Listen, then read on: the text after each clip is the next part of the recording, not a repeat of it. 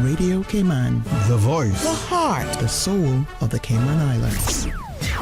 For the record, proudly brought to you by Vamped Motors, the only authorized Ford and Toyota dealership serving the Cayman Islands. Coca-Cola, available across the Cayman Islands from Tortuga distributors. Accept no substitutes. Taste the feeling with Coca-Cola. Brand Source Home Gallery, inspiring luxury. West Bay Pharmacy, taking care of your health. And JN Money. From abroad to yard. Fast, affordable, convenient. Doctor's Hospital. Peace of mind is important when life happens. Doctor's Hospital, always there for you. Call 949-6066. This is For the Record with Orrett Connor. Coming to you live from Radio Cayman Studio. For the record. For the record. For the record. Hear from your government officials, independents, and the opposition on issues that matter to you. For the record. Engage in an open dialogue between residents and lawmakers. For the record. For the record. For the record. Informative, impartial, insightful. This is your talk show. 1-800-534-8255. Your calls, your input. This is For the Record. And now, your host, Orrett Connor. Good morning, good morning, good morning, O land of soft, fresh breezes and verdant trees so fair. Today is Friday, the second day of December 2022, right here in the beautiful Cayman Islands. We hope and we trust that everyone had a restful, peaceful, enjoyable evening. Those of you who are on the roads of the Cayman Islands, we urge you to please, please, please be extremely cautious. Ensure that you observe the rules of the road, and remember, the life you save may just be your own. For those of you who are celebrating a birthday today, we want to wish you a happy birthday and to remind you that the birthday shout-outs are proudly brought to you by life insurance agent Michael Webster from Cayman Insurance Center. And his advice to you is to live your best life and make sure your family can too. So, those are the words and the advice from Mr. Michael Webster. For those of you who have lost loved ones, again, we want to express our sincere condolences to you. We hope and we trust that your faith will help to carry you through these extremely challenging times, and that the memories of your loved ones will be a blessing to you as well. Those of you who are ill and are either at home or at a medical facility here in the Cayman Islands or overseas, we wish you a speedy recovery as well. So, folks, I want to thank you for allowing Radio Cayman, and by extension, For the Record, into your homes, into your vehicles, as you traverse the busy roads of the Cayman Islands, into your places of work, wherever that may be. As you know, For the Record is a show produced by the staff and management of Radio Cayman, and it is geared towards keeping you abreast of issues as they arise and play out on the local, regional, and international scene. I am your host, Orrett Connor, and you're welcome to join me every Monday, Wednesday, and Friday from 7:30 a.m. until 10 a.m. During that period, our phone lines are open. This morning, again, it is that beautiful radio voice of Miss Susan Watson waiting to take your calls. You can call us on our toll-free number provided courtesy of Flo. That toll-free number, 1-800-534-8255. You can also call us on 949-8037 and 949-6990. Email us at fortherecord, one word, fortherecord at candw.ky. WhatsApp us, 925-3261, or if you just simply want to follow us on YouTube, you do that by subscribing to Radio Cayman live stream. And of course, we are on Facebook as well. Before I introduce my two guests with me this morning, we just want to see who's celebrating birthdays today. On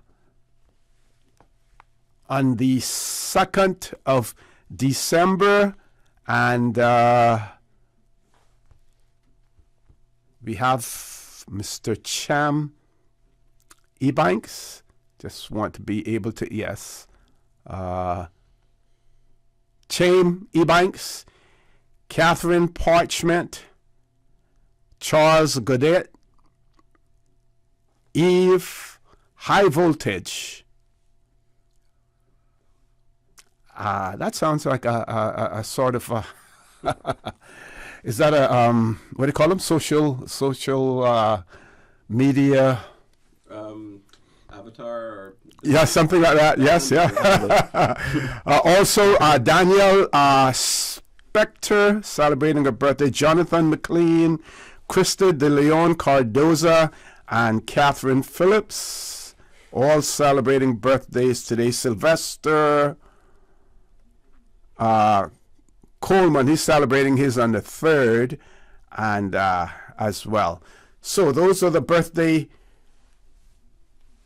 that we are recognizing today, and to remind you that the birthday shout-outs on For the Record are proudly brought to you by life insurance agent Michael Webster from Cayman Insurance Center, and his advice to you is to live your best life and make sure that your family can too. So, folks, it is my pleasure to have in the studio with me this morning 2 young Caymanians who are making inroads and breaking the barriers when it comes to filmmaking. And if you listen to Sterling Dwayne Banks' show, Talk Today, this week, you would have heard them, or if you watched it on YouTube, you would have seen them on his show as well. So they're no strangers to Radio Cayman. They're certainly no strangers to the camera and a microphone. So as a result of that, I'm going to let them introduce themselves this morning. We're going to start with the beautiful Miss Jazz. Good morning. Welcome to For the Record. Good morning. Thank you so much for having us. My name is Jazz Pitcairn, and I am a filmmaker. I currently write for the HBO show, A Black Lady Sketch Show, and in my free time, I've been working on writing a short film about Hurricane Ivan that depicts what my family's experience was and what I hope will feel relatable to a lot of Caymanians' experiences during that time. And we're here to talk about the film a little bit and what the Cayman public can expect. Okay, Badir. I'm Badir Awe. I'm a filmmaker in Cayman. I have a company called Awesome Productions, and we provide production services to shoots that fly into Cayman and film here on island. Okay, so we're going to you mentioned in your introduction obviously what motivated you to to do this short film as well. Let's talk a little bit more about that. But once you have the mic, because we have half an hour, maybe an extra 15 minutes, depending on when our other guests get here. But want you to cover all of the important points. I know you're looking to motivate young Caymanians as well, get as many people involved in it as possible. We know that doing things these days costs money. It isn't cheap. So any additional sponsorships, and you may have some sponsors that you may want to acknowledge as well. But we want to hear from you. So when you have the mic, please feel free to go in whatever direction you wish to. Okay, thank you. I guess jumping straight into it. So we're creating this short film. Grace Byers will be starring in it. Frankie Flowers is a producer, in addition to Badir Awe. And we're really trying to build the best team possible to make a film that can be shown on an international stage. Mm-hmm. We have big dreams for what this could mean, not just for us as local Caymanians, but the Caymanian filmmaking industry in general. When you have a production like this that, in short, will show a hurricane, we're going to have a lot of effects, a lot of more high-tech and things involved. That then shows other filmmakers, producers, directors, writers internationally that Cayman is a place they can come in and do these sort of higher-level productions. And so that's the goal with this film. In addition to using it as a proof of concept for a feature film, so that we can then come back and make a feature film entirely shot in the Cayman Islands, made by Caymanians, that will, again, hopefully go on to be a blockbuster hit elsewhere. I know we talk a lot about the fact that there are no hurricane films, really. When you think about it, there's a lot of natural disaster films about tsunamis or end of the world, but hurricane hasn't really been covered in it. It's something that so many people in the Caribbean, but also internationally speaking, who live in places where they're affected by natural disasters, go through on a yearly basis. And so creating an opportunity for that story to be told as well is something that we're really passionate about telling. And I guess the one movie that comes close to it, and this really was more on board a ship, would have been The Perfect Storm. Right. Yes. As well. But there, you want to say something? Well, yeah, for me, it's exciting to be working on a film about Ivan. I mean, we just have to say the name Ivan, and everybody knows exactly what we're talking about. Yes. And so for Jazz, who was a young girl when she went through Ivan, she's now written the story. She's directing the film. You know, a lot of prominent Caymanian filmmakers are involved. And here we are doing a film about this event that happened in our lives, which is very significant and historical and cultural. And I'm just honored to be a part of the production with Jazz. How significant is it to have Franco Flowers involved in this? It's huge. I mean, he's been an incredible mentor since I started, saying I wanted to be in film. So I went to NYU for filmmaking, and around that time he was making a short film on Island, and so I was Toxin, I believe. That's also, how I really connected with Badir. And he, from the get-go, was like, you should be involved, keep in touch with me. And so throughout my university career, he and I would keep in touch. And when I told him I wanted to make this short film, he immediately was like, what can I do to help? Oh, wow. And so from there, it was, any sort of connections he had, any time he had. And, he's a busy person. He's currently working on a Netflix film with Zoe Saldana to be shot in Cayman. And so he's got all these things going. He's also chair of the film commission right now. And he has been incredibly supportive, a very hands-on producer, very involved. He's helping us get, a sound designer who works for Marvel and just worked on the Spider-Man movies. Wow. There's a lot of elements that we're throwing together to really make this worth any dime that is spent on this and any sponsorship, and that the Caymanian people can really feel like we represented them in the best way possible. So in addition to Franco Flowers, you spoke about others in terms of sound effects and things of that nature. How supportive are they in relation to the time that they will spend on assisting you? Are they in any way flexible in terms of what they would normally do at a commercial rate or whatever, or trying to help aspiring filmmakers? And I'd like you to talk a little bit also about the Cayman Islands. And we know here that we're trying to attract more filmmaking. One of our the firm was one of the most popular ones as well. Yeah. But and talk a little bit about production on site as opposed to on location, as well. Okay.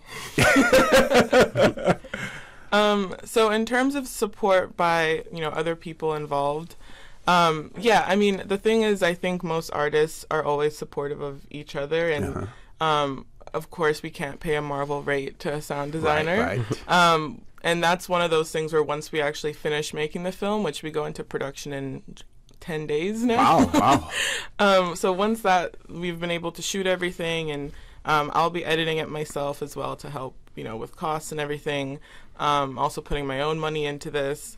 We will then assess the situation and see how much money do we have left over, how much money can we raise still, and then from there we're able to put together like a post-production budget and go to these people like composers, sound designers, colorists, all these different elements that help make a film on the back end, and say, this is what we have, what can we do to make this work? And fingers crossed it works out, but that's why any sort of sponsorships we can get ahead of time helps make that whole entire process a little more seamless. Excellent. We're going to take a commercial break, folks. When we return, the conversation with Ms. Jazz Pitcairn and Mr. Badir.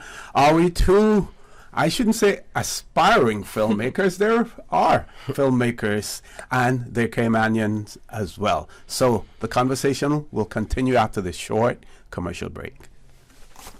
Okay, hope I'm taking you in the right direction so far. If I'm not, just, That's great. Thank you. Yeah, good job. Thanks. Oh, gosh.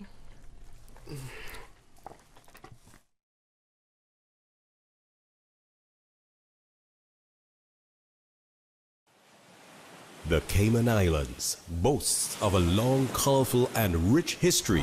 In tribute to our roots, Radio Cayman, the voice of the Cayman Islands, is pleased to bring you the Historical Vignette Series, brought to you by Rotary Central. For more than 110 years, Rotary members have used their passion, energy, and intelligence to take action on sustainable projects. The Cayman Islands, He hath founded it upon the seas.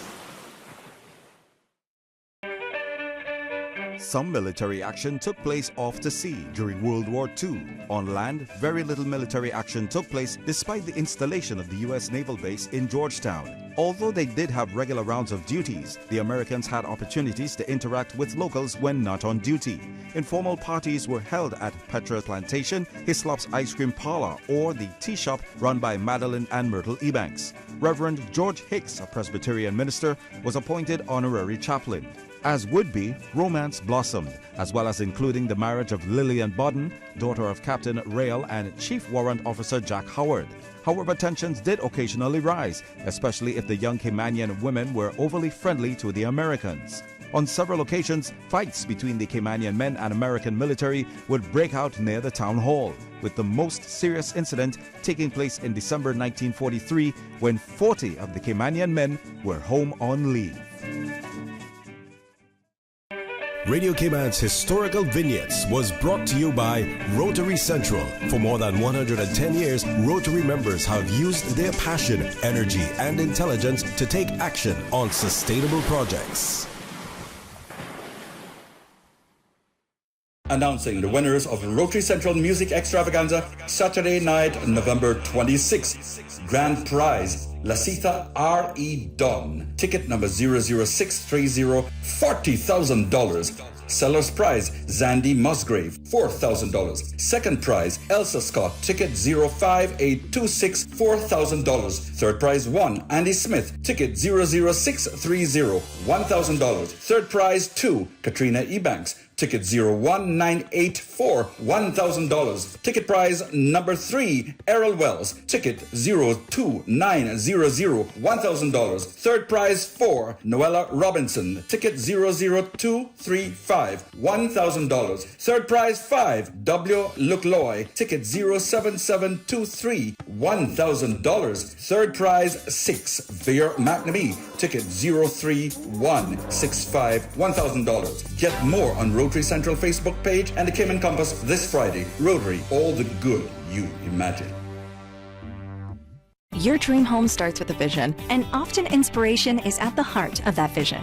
Brand Source Home Gallery's in-house designers are here to help bring your vision to life. Whether you're remodeling or building a new home, Brand Source Home Gallery is your one-stop solution. Explore their kitchen cabinets, sinks, faucets, bath fixtures, tubs, vanities, and more. Let Brand Source's designers help and inspire you with your next project. Call 623-5000 and schedule an appointment with a design expert at Brand Source Home Gallery, Dorsey Drive, Industrial Park, serving Cayman for 50 years. West Bay, home to Barkas National Park, the touristy flair, a family community, a political powerhouse. From sports enthusiasts to car aficionados, affection for silver thatch rope.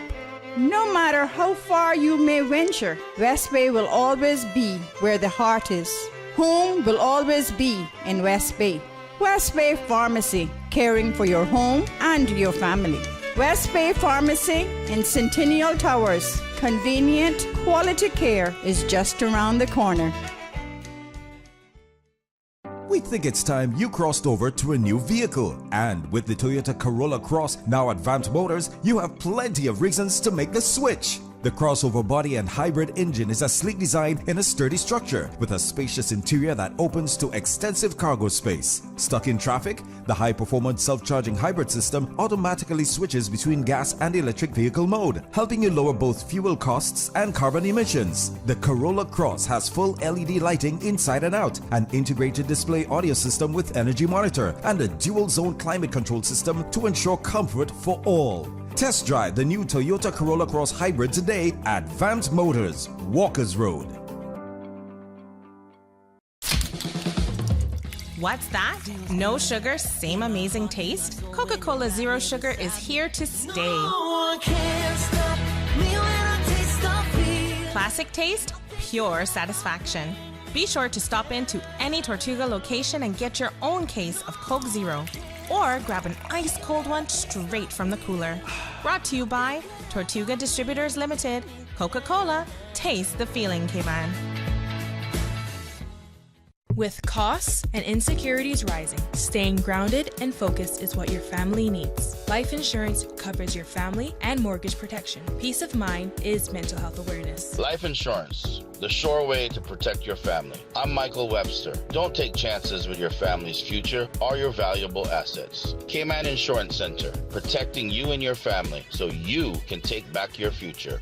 I'm Michael Webster. Let's discuss your peace of mind today. Call me at 925-5433. Think life insurance. System 1 loaded. 1-800-534-8255. What is on your mind when it comes to the government, independence, and the opposition?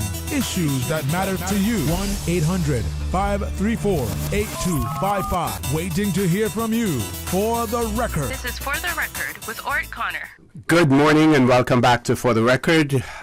We are talking to two young Caymanian filmmakers in the studio with me this morning, Ms. Jas Pitcairn and Mr. Bader Awe. Before I throw the mic back over to them, we have a momentous occasion for Carol Petals and Michael Stevens. They're celebrating their 30-year anniversary, as well as Miss Petals is celebrating her birthday today, and her husband, Mr. Michael Stevens, wants to wish her a happy birthday as well.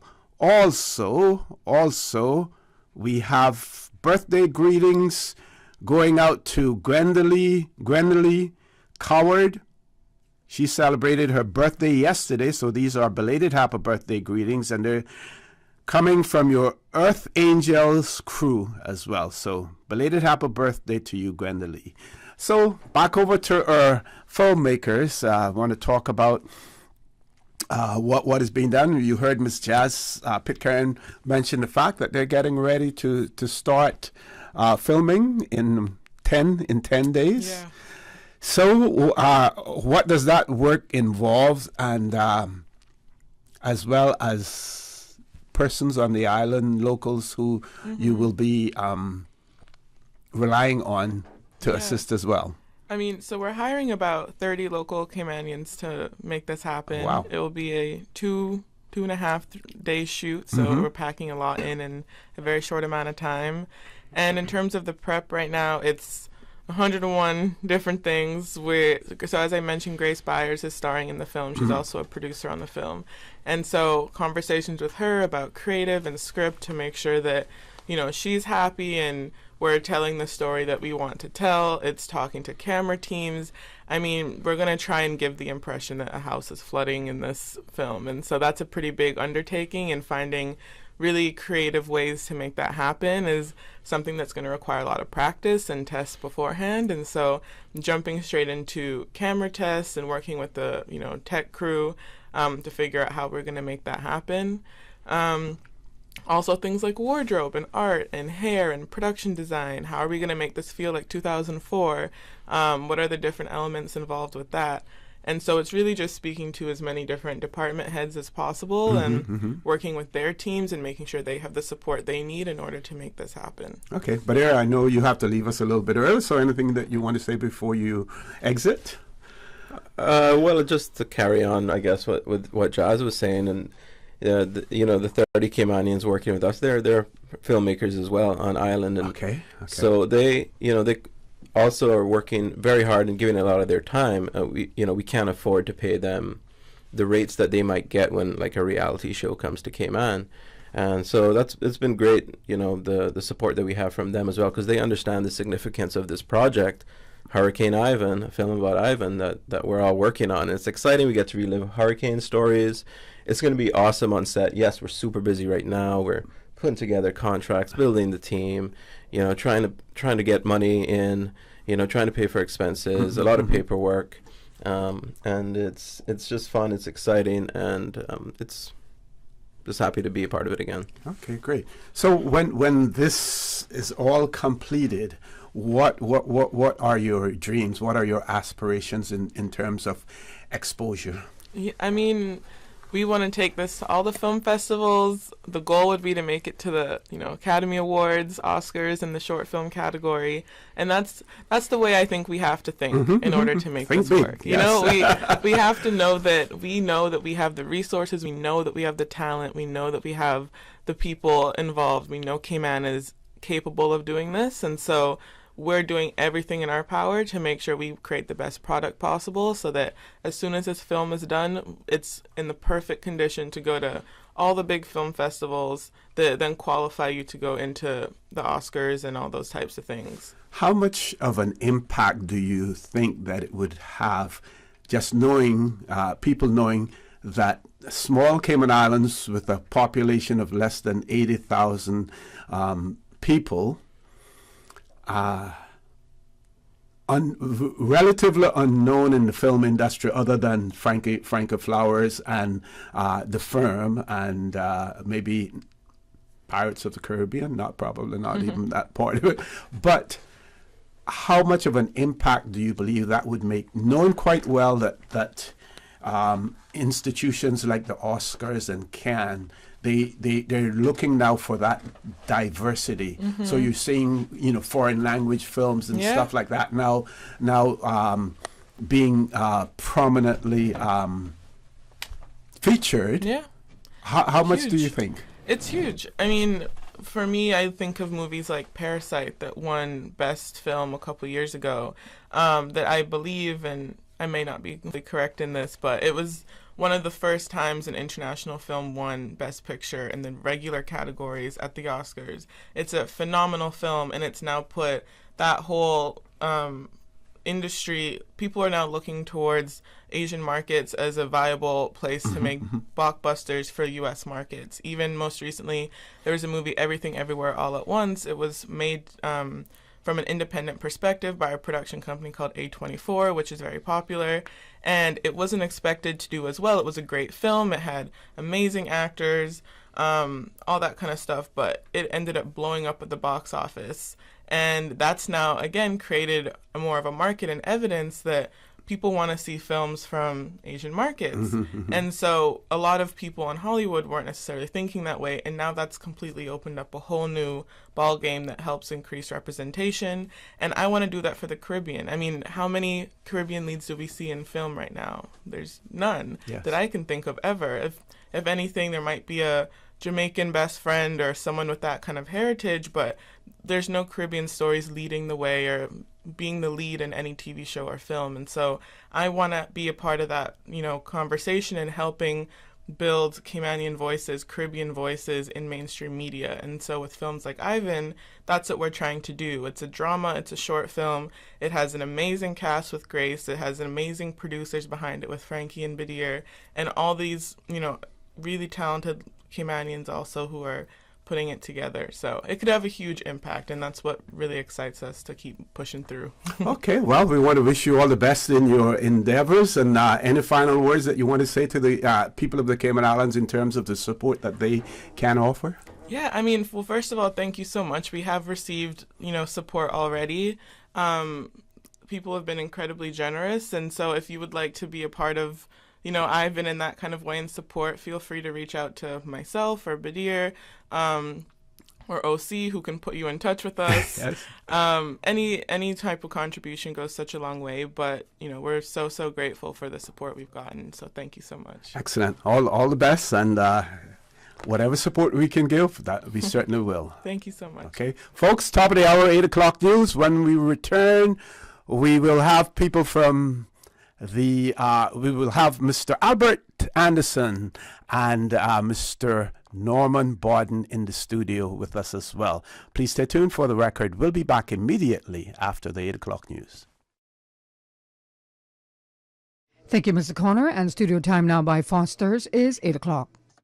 It's a twice as nice Christmas at Foster's. And this year, you could win $10K of free groceries. To enter, just purchase any 2 specially marked products at any Foster's supermarket location or shop online with Foster's Go. We have over $30,000 in prizes and donations to give away. To win and give this Christmas, go to fosters.ky/twice as nice. Thanks to Coca-Cola, Tortuga, Sun City, New Bridge, and Two's Company. It's always a twice as nice Christmas at Foster's. The voice of the Cayman Islands. 89.9 FM in Grand Cayman and 93.9 FM in Cayman Brac and Little Cayman. Silver wings shining in the sunlight. Radio Cayman. The 8 a.m. news is brought to you by ValueMed Pharmacy. Save time and order your prescription refills online at value-medpharmacy.com. VALU-medpharmacy.com. For today's biggest news. Radio Cayman, the voice of the Cayman Islands.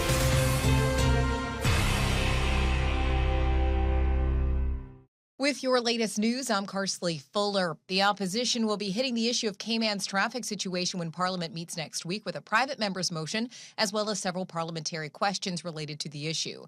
The motion asks that government consider, quote, as a matter of urgency, reviewing recommendations from a 2020 report from the Committee on Vehicle Imports and Transportation, and then publishing a response setting out which recommendations will be implemented. The opposition has also submitted 21 parliamentary questions, 2 of which deal with roads and traffic. They are, quote, can the infrastructure minister provide an update on the major roadworks, including progress with the east-west arterial? And can the minister provide an explanation as to what caused the traffic gridlock on Friday, November 18th, and what is being done to prevent this occurrence in the future? Parliament meets on December 7th, and there are a number of bills to debate and consider in addition to motions and questions.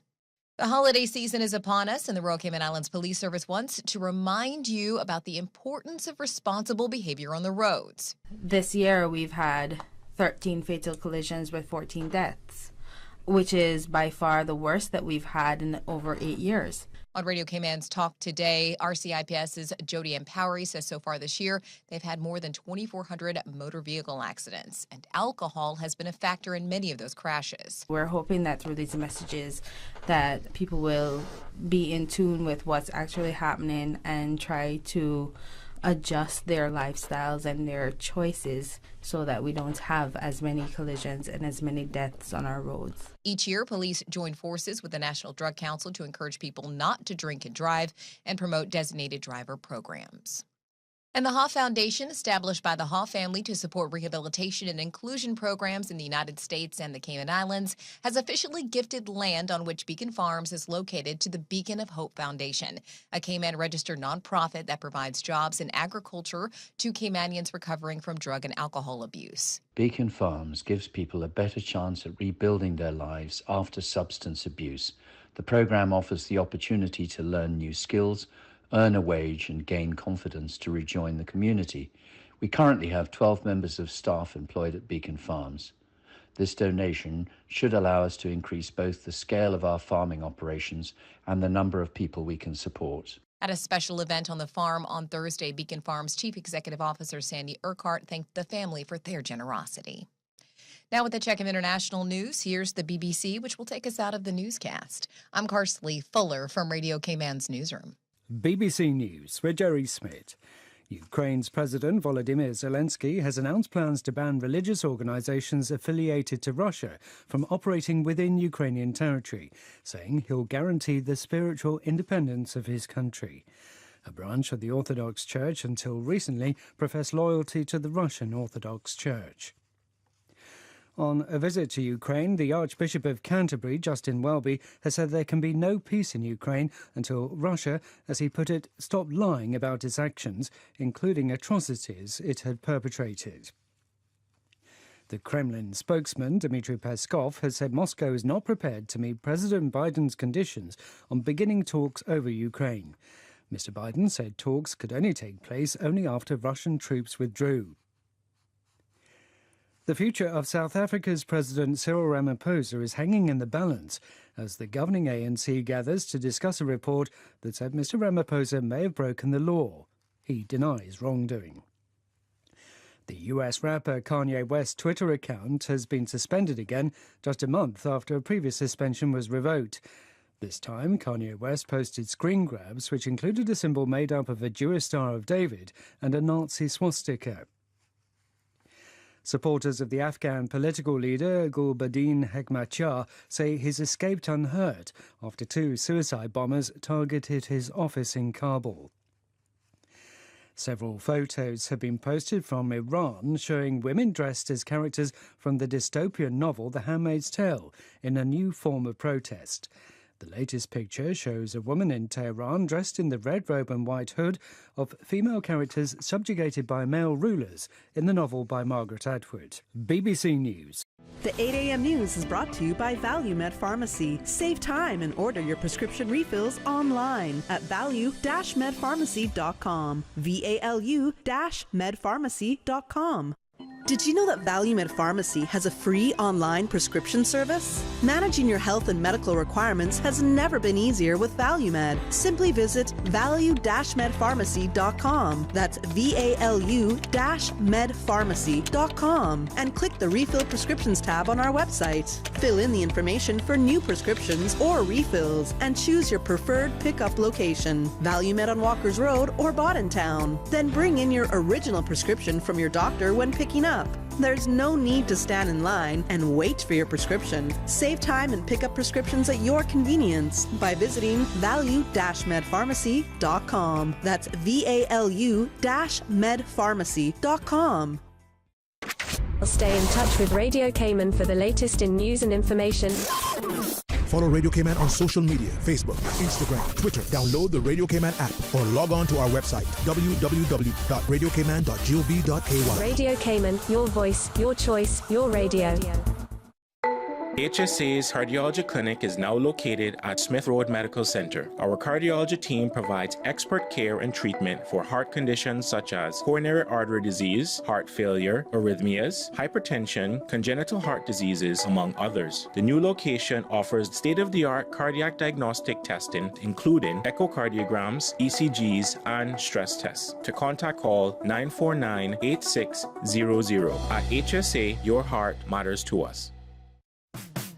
Rotary Central Music Extravaganza 2022 are grateful to the following sponsors and supporters. You, our valued Rotary ticket purchasers and Rotary ticket sellers. Foster's, Cayman Turtle Center, Cost You Less, The Credit Union, Kirk's Home Center, A.L. Thompson's Home Depot, Hurley's, Massive Equipment, Radio Cayman, Sound Solutions, Kirk Market, Cayman Compass, Vividly, Heat, The Fabulous 68s, C&B, Salties, Crown Equipment, DMS. Rotary Central Cayman Islands, innovators, involvement in more than 70 projects and Cayman causes, 36 years of commitment to community. Rotary, all the good you imagine. The 8:12 a.m. weather report brought to you by CG Britcay, where people come first.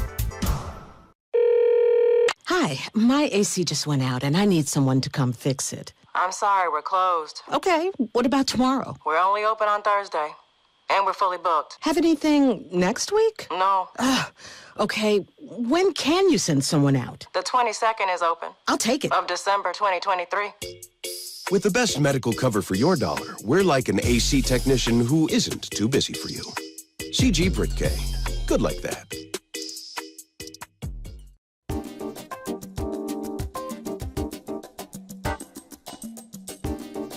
Good morning. Let's take a look at the latest weather report. Current temperature is 81 degrees. Relative humidity is 73%. The barometric pressure is 30.02 inches and rising. The wind is out of the east-northeast at 18 knots. Overnight low temperature was 80 degrees. Synopsis indicate fresh northeasterly winds along with rough seas expected across the Cayman area for the next few days as a strong high-pressure system builds over the eastern United States. Radar images show showers in and around the Cayman area, which are drifting towards the west-southwest. Now, the forecast for today and tonight calling for partly cloudy skies with a 20% chance of showers, and temperatures today will be in the upper 80s and will fall to the mid-70s tonight. Winds will be east to northeast, 20 to 25 knots with higher gusts, and seas will be rough with wave heights of 6 to 8 feet. A small craft warning is in effect, and all small craft shall remain in safe harbor. Low tide will be this afternoon at 12:25. High tide this evening at 5 minutes past 6. The sun will set this evening at 5:45 and will rise tomorrow morning at 6:45. And the outlook is calling for similar weather conditions through Sunday evening as the strong high-pressure system moves across the southeastern United States and over the western Atlantic Ocean. That's the very latest on your weather report. The 8:12 a.m. weather report brought to you by CG Britcay, where people come first. Mommy, why can't dogs talk? Why do I have to go to school and you don't? Why do you sing in the morning when you're bad at it? Why don't you brush your teeth when you take me to school? Why doesn't it ever snow here? Why does Daddy take the bus to work? Why are trees so tall? Why don't you tell me where babies come from? Mommy, Mommy, Mommy! We're like a kid that doesn't ask a million questions before noon. CG Britcay. Good like that. The traffic report is brought to you by Subway. Planning a meeting, event, or office celebration? Visit subway.ky to place your catering order today. Good morning. Let's take a look at weather. We took a look at weather. Let's take a look now at the traffic, how it's shaping up this morning. As we look to Crew Road, traffic is busy heading to Georgetown, and eastbound traffic is moving on moderately. Busy traffic on the Linford Pearson Highway and coming off of Agnes Way, as well as off of Bobby Thompson Way. And traffic busy heading towards the Butterfield roundabout off the Esther Tibbetts Highway, and continuing on to North Sound Road. Also busy traffic to the Industrial Park area. Coming from the West Bay four-way stop, moderate flow of traffic, as well as on Godfrey Dixon Way and Eastern Avenue. Into Georgetown on Shedden Road, looking pretty good. Out of Georgetown on Shedden Road, moderate flow of traffic. Eastbound traffic on Crew Road is light to moderate. And coming from the West Bay four-way stop, traffic flowing at a good pace. That's what's happening on your roads. Join us again at about 10 minutes after 12 o'clock. We'll give you another traffic report. Remember, click it or ticket. When you're craving something big, something tasty that gives you that lip-smacking satisfaction, something that hits the spot, there is nothing better than a footlong from Subway. It's pretty tasty. Filling and full of flavor. Try our new sweet onion steak teriyaki with a twist, or the classic chicken teriyaki. Top it with green pepper, onions, cheese, and that sweet onion teriyaki sauce, all piled on your favorite artisanal bread. Satisfy that craving with a footlong from Subway. Fresh, delicious, tasty, meaty. Let's make it a meal with a drink, chips, and cookies. There is nothing better than a footlong from Subway. The traffic report is brought to you by Subway. Planning a meeting, event, or office celebration? Visit subway.ky to place your catering order today. At Kirk's Home Center, we can make your life much better. We got it all together. We got a great deal in store for you. From cookware to stereos, from power tools to plumbing supplies. Yeah, we got the best goods with the best price and a service to make you smile. Kirk's Home Center, we got a great deal in store for you. The public has been advised of a portion of West Bay Road that will be temporarily closed this Saturday, December 3rd for the air show. Between the hours of 6 a.m. and 2 p.m., West Bay Road between Lime Tree Bay Avenue and the 7 Mile Beach roundabout will be closed to vehicular traffic. Anyone traveling north towards West Bay will have to turn onto Lime Tree Bay Avenue and continue on the Esterly Tibbetts Highway. Vehicles will not be able to turn onto West Bay Road via the 7 Mile Beach roundabout during this time. The RCIPS will be helping to direct traffic during the 6 a.m. to 2 p.m. closure of West Bay Road this Saturday from the intersection of Lime Tree Avenue towards West Bay. For the record, with Orrett Connor. Initiating system. For information that matter. For the record, with Orrett Connor. Continues right now on Radio Cayman. Good morning and welcome back to For the Record. As you know, we are celebrating our aviation history here in the Cayman Islands as well. And we know that in our early days in the 50s, we were told by all of the experts that if we wanted to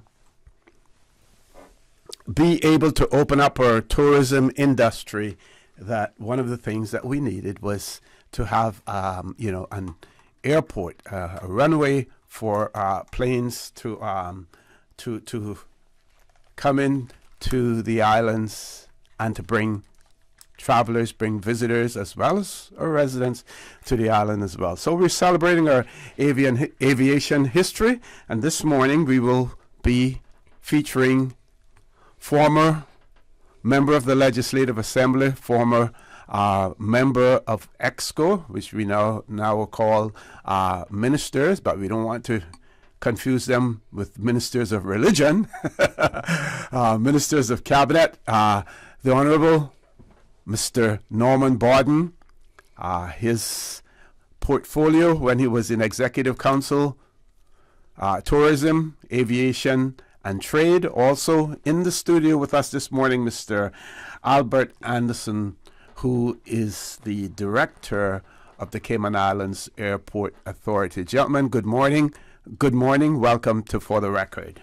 Morning, OC. It's good to be here.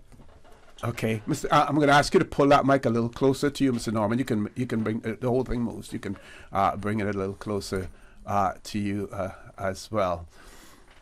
So, aviation certainly has a rich history in the Cayman Islands. It has propelled us from what some people refer to as the islands that time forgot, and the reason that was ascribed to us was that with the steamboat industry, with the advent of the steamboat, that those schooners that used to come to the Cayman Islands, stop into the Cayman Islands for water, to replenish their stores and everything, stopped coming. So at one time they knew about us, and then they forgot about us when the steamships started running, simply because there was no need then, for them to stop in.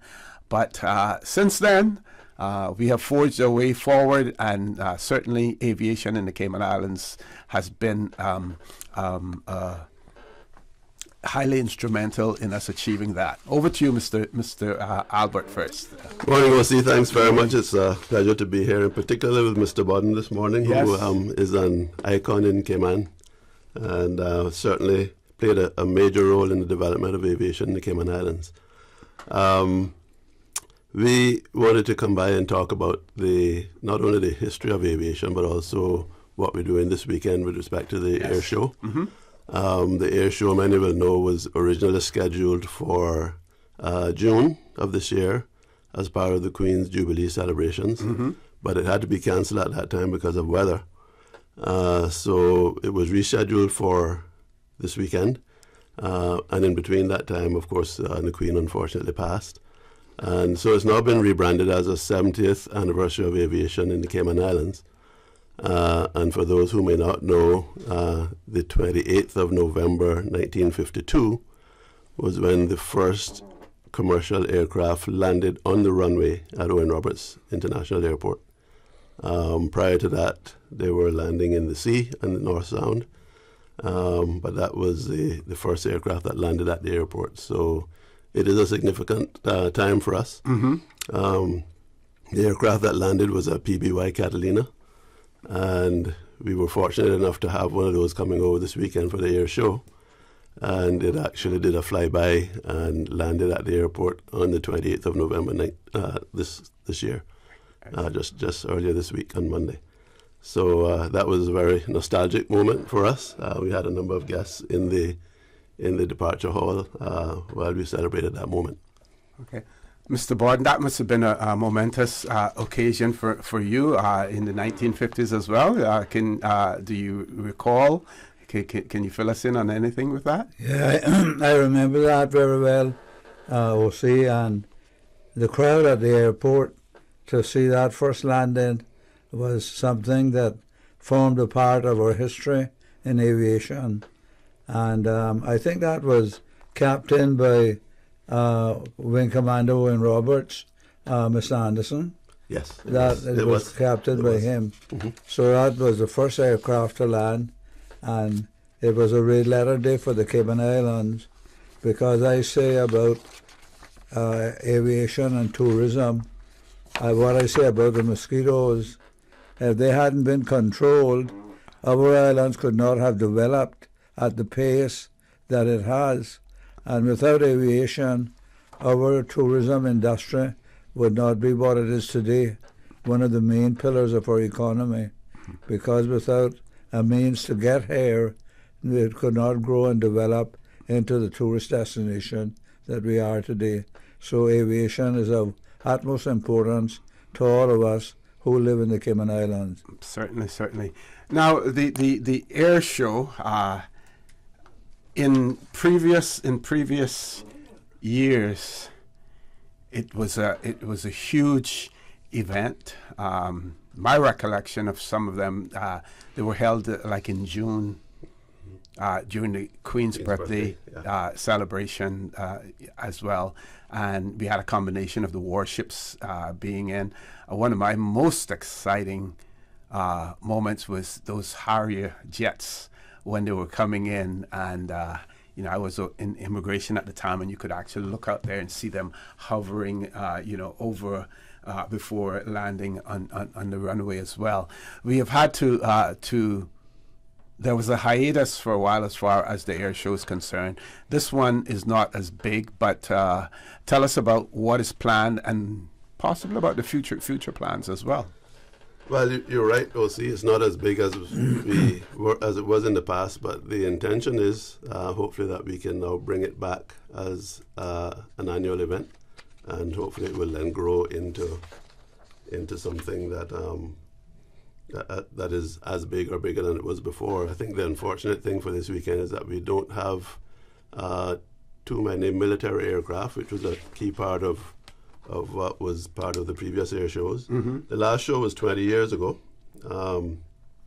and it was that at that time it was happening annually. There was, I believe, Mr. Norman, you might remember, there was a caravan that used to come down. That's right. Of aircraft from the US to not only to participate in the air show, but to just to watch it.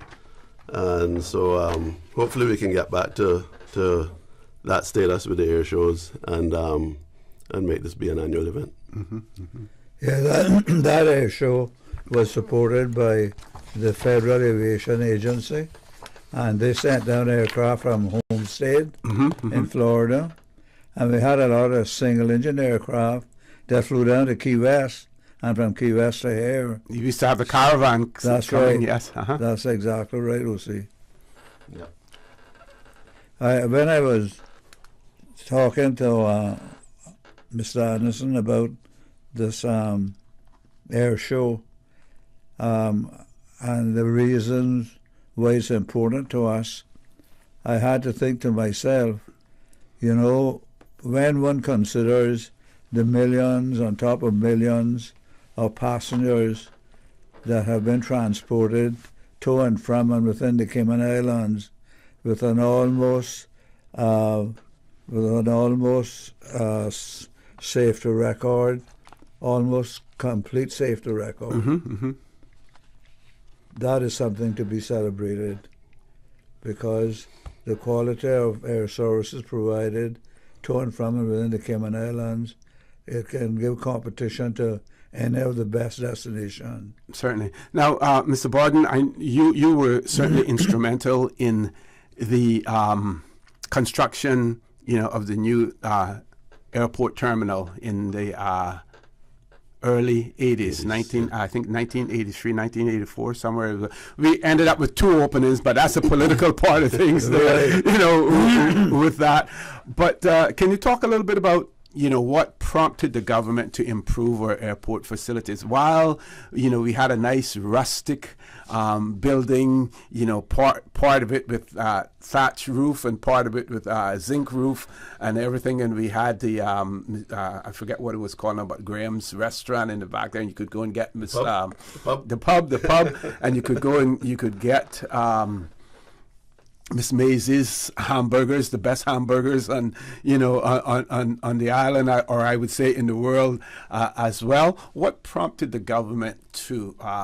We see these days now. I think I just saw something recently where Cayman Airways the figures are going up exponentially. As far as passengers is concerned. What prompted us? Just like we were advised that we needed to have an airport to have a runway for planes to land. In the 80s, what prompted us to move forward? They say necessity is the mother of invention. Yes. And what really happened in those days was tourism was growing, and the wooden terminal was originally the barracks for the U.S. Navy in town. Okay. And that was taken down and trucked to the airport, and that was developed into the wooden terminal that we use in the beginning of aviation. But it became totally inadequate. There was not enough. The passengers were stand out on the tarmac for hours at a time to be processed, and it was necessary for us to have a better terminal.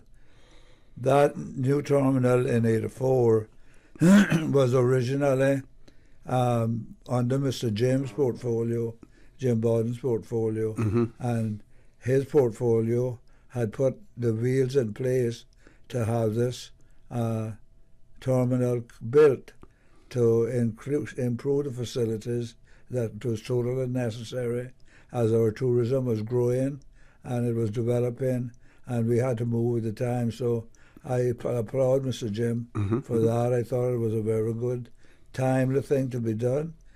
And of course, I won the election in 84 and became the member for Tourism, Aviation and Trade. Right. And what happened then, the terminal was not complete, but Mr. Jim, of course, quite rightly, wanted to take credit for the new terminal. But it wasn't complete and it wasn't operational. So EXCO, not merely myself, but EXCO members decided that we should have an operational opening when it was processing passengers. So that's how we ended up with two baptisms. And we still have both of those plaques, actually. They're still on the front of it. Yeah. Yeah, very, very meaningful stuff. Yes, certainly. And I'll see if I can just say Mm-hmm. that. I mean, I remember the old wooden terminal well. I was a little boy.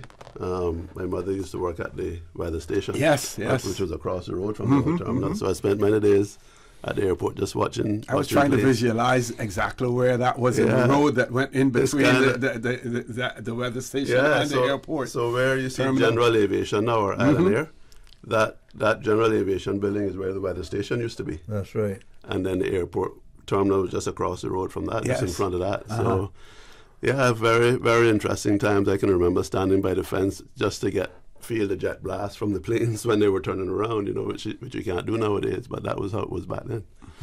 Another interesting story was I had a horse at about 14 years old. And I used to have to go I didn't have to, but my mother said, well, there's a lot of grass at the airport, so we would go in, crawl under the barbed wire fence, chop grass, and take back for the horse to feed. Which is a complete no-no nowadays. Yeah. Now, I saw, I was reading a story in the Nor'wester magazine, and it was when Commissioner Gerard returned to the Cayman Islands in 1978, 1979, and Miss Mary Lawrence did an interview with him, and he spoke about the first runway that was being built, for the airport, and the difficulty in acquiring land, but some people at the time actually donated their land for the construction of the airport, and how the runway was done, and it was interesting in those days, and that would have been in the 50s, and then was it in the 70s then that we ended up with the contract that was awarded and government getting the loan not only to do the airport, but to do the roads from the UK as well. I'm going to we're going to take a commercial break. When we return, I'd like you to talk a little bit about that as well. And folks, we're here to talk, about the air show, and we will talk more about that as well. But we want to give you a little background history as well. It's important for you to know where we have come from as far as aviation in the Cayman Islands is concerned. It was a huge game changer for the Cayman Islands. Please stay tuned for the record with the Honorable Norman Borden, and Mr. Albert Anderson will continue after this short commercial break.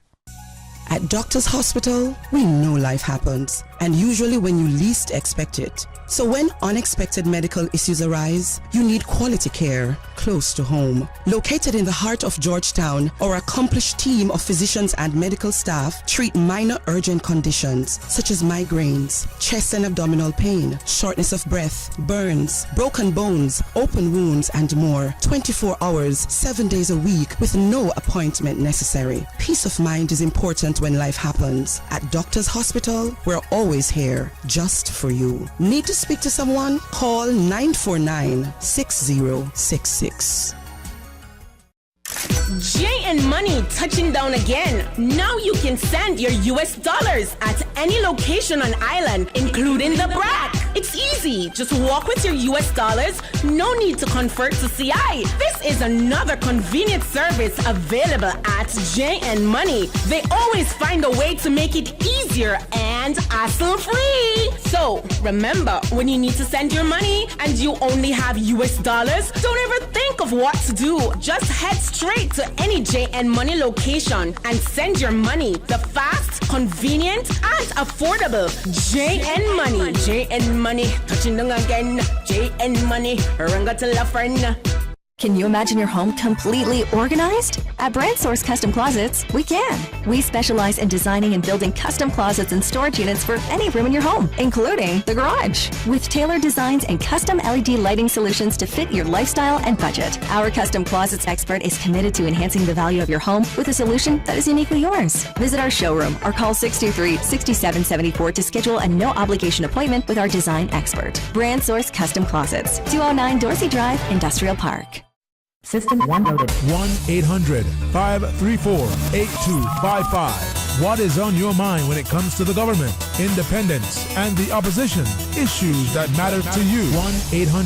1-800-534-8255. Waiting to hear from you. For the Record. This is For the Record with Orrett Connor. Good morning and welcome back to For the Record. In the studio with me this morning, former member of our Legislative Assembly, former member of Executive Council, which is now called Cabinet.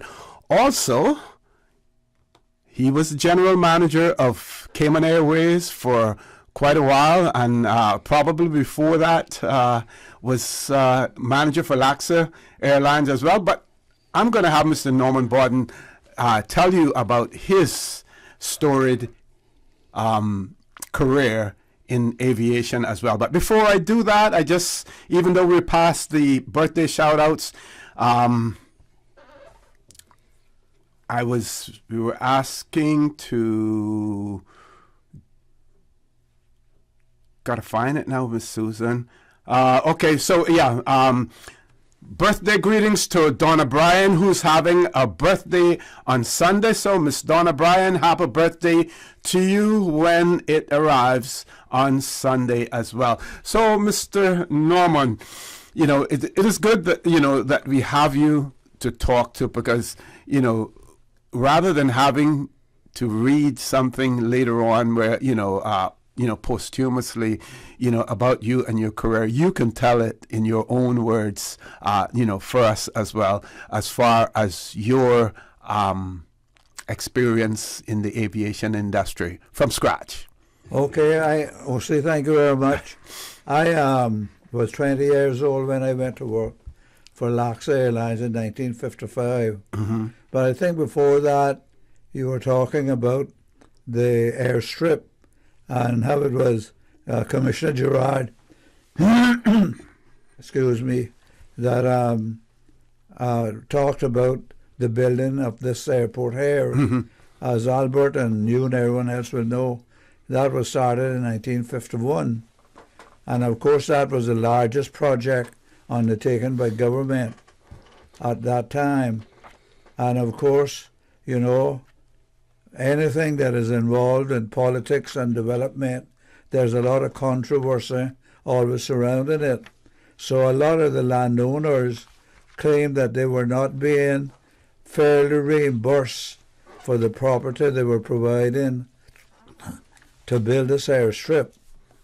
And there was a lot of discussion and controversy about that.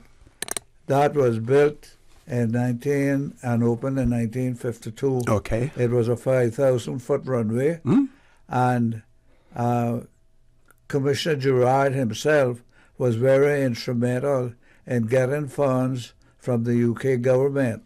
And at that time, the Development Fund didn't lend money to governments, and they loaned this loan to the Cayman Islands Corporation to handle the funds for the building of this runway. So he had to establish a corporation similar to what was done with Cayman Airways when Cayman Airways was formed as well. Exactly, to handle it. Yes.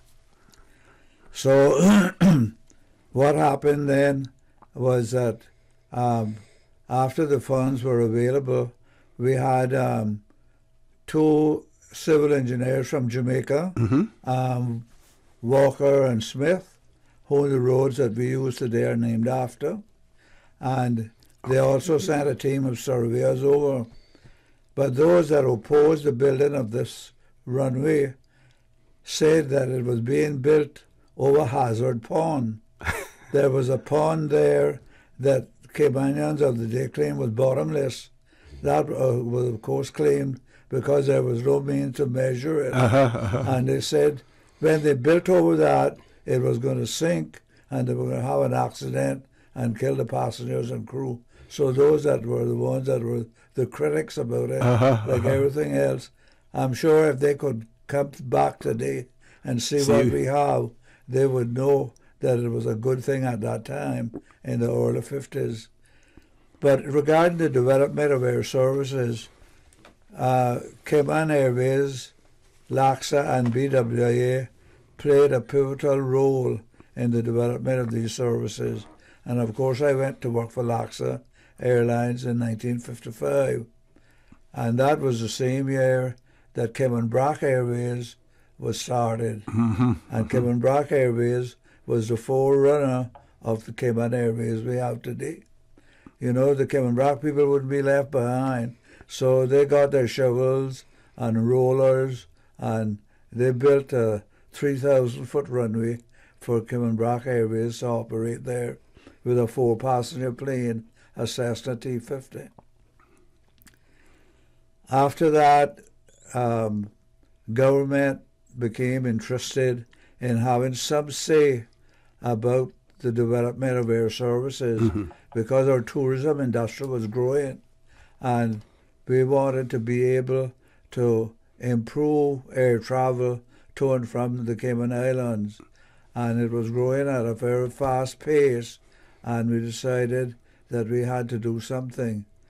So LACSA and the Cayman Islands government got together in 1968 and started Cayman Airways, and Cayman Airways took over from Cayman Brac Airways, and the Cayman Airways we know today has had its many trials and setbacks, but it is seen today as an essential service and is fully supported by government and the entire population of the Cayman Islands. Okay. So that is where we're at today. When it will come, like they add in Virginia Slims, we have come a long way. Baby. Can you talk a little bit about the acquisition of our own aircraft and how that started and the issues that we may have reportedly had with LACSA and what prompted us to then branch out on to get our own aircraft, and again the naysayers about that and the fact that Cayman Airways, had to be subsidized by the government, and in reading, you see several times there, $10 million, or whatever. But we know the value of Cayman Airways. We learned that quite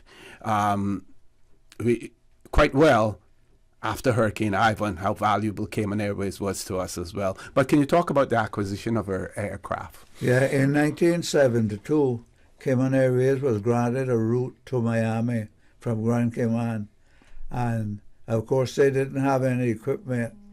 When Cayman Airways was formed between LACSA and government, it was agreed that LACSA would provide the technical part of the airline, the crew and mechanics and an aircraft. Mm-hmm. So that was inaugurated with an aircraft lease from LACSA Airlines. But as time went on, the airline was doing well, didn't have a lot of competition on the Miami and Kingston services, and so they got together and decided that the time had come for government to have more control over the airline. And that created a lot of political feelings among certain sectors that disagreed with doing business with LACSA. Uh-huh. And they said that LACSA supported the staff here as well for management and accounting purposes and administrative purposes. But anyway, as time went on, government became involved and they bought additional shares in the airline because at some stage when competition came in, Cayman Airways started losing business because it didn't have the whole market to its command. Mm-hmm, mm-hmm. So they decided then that government would become more involved.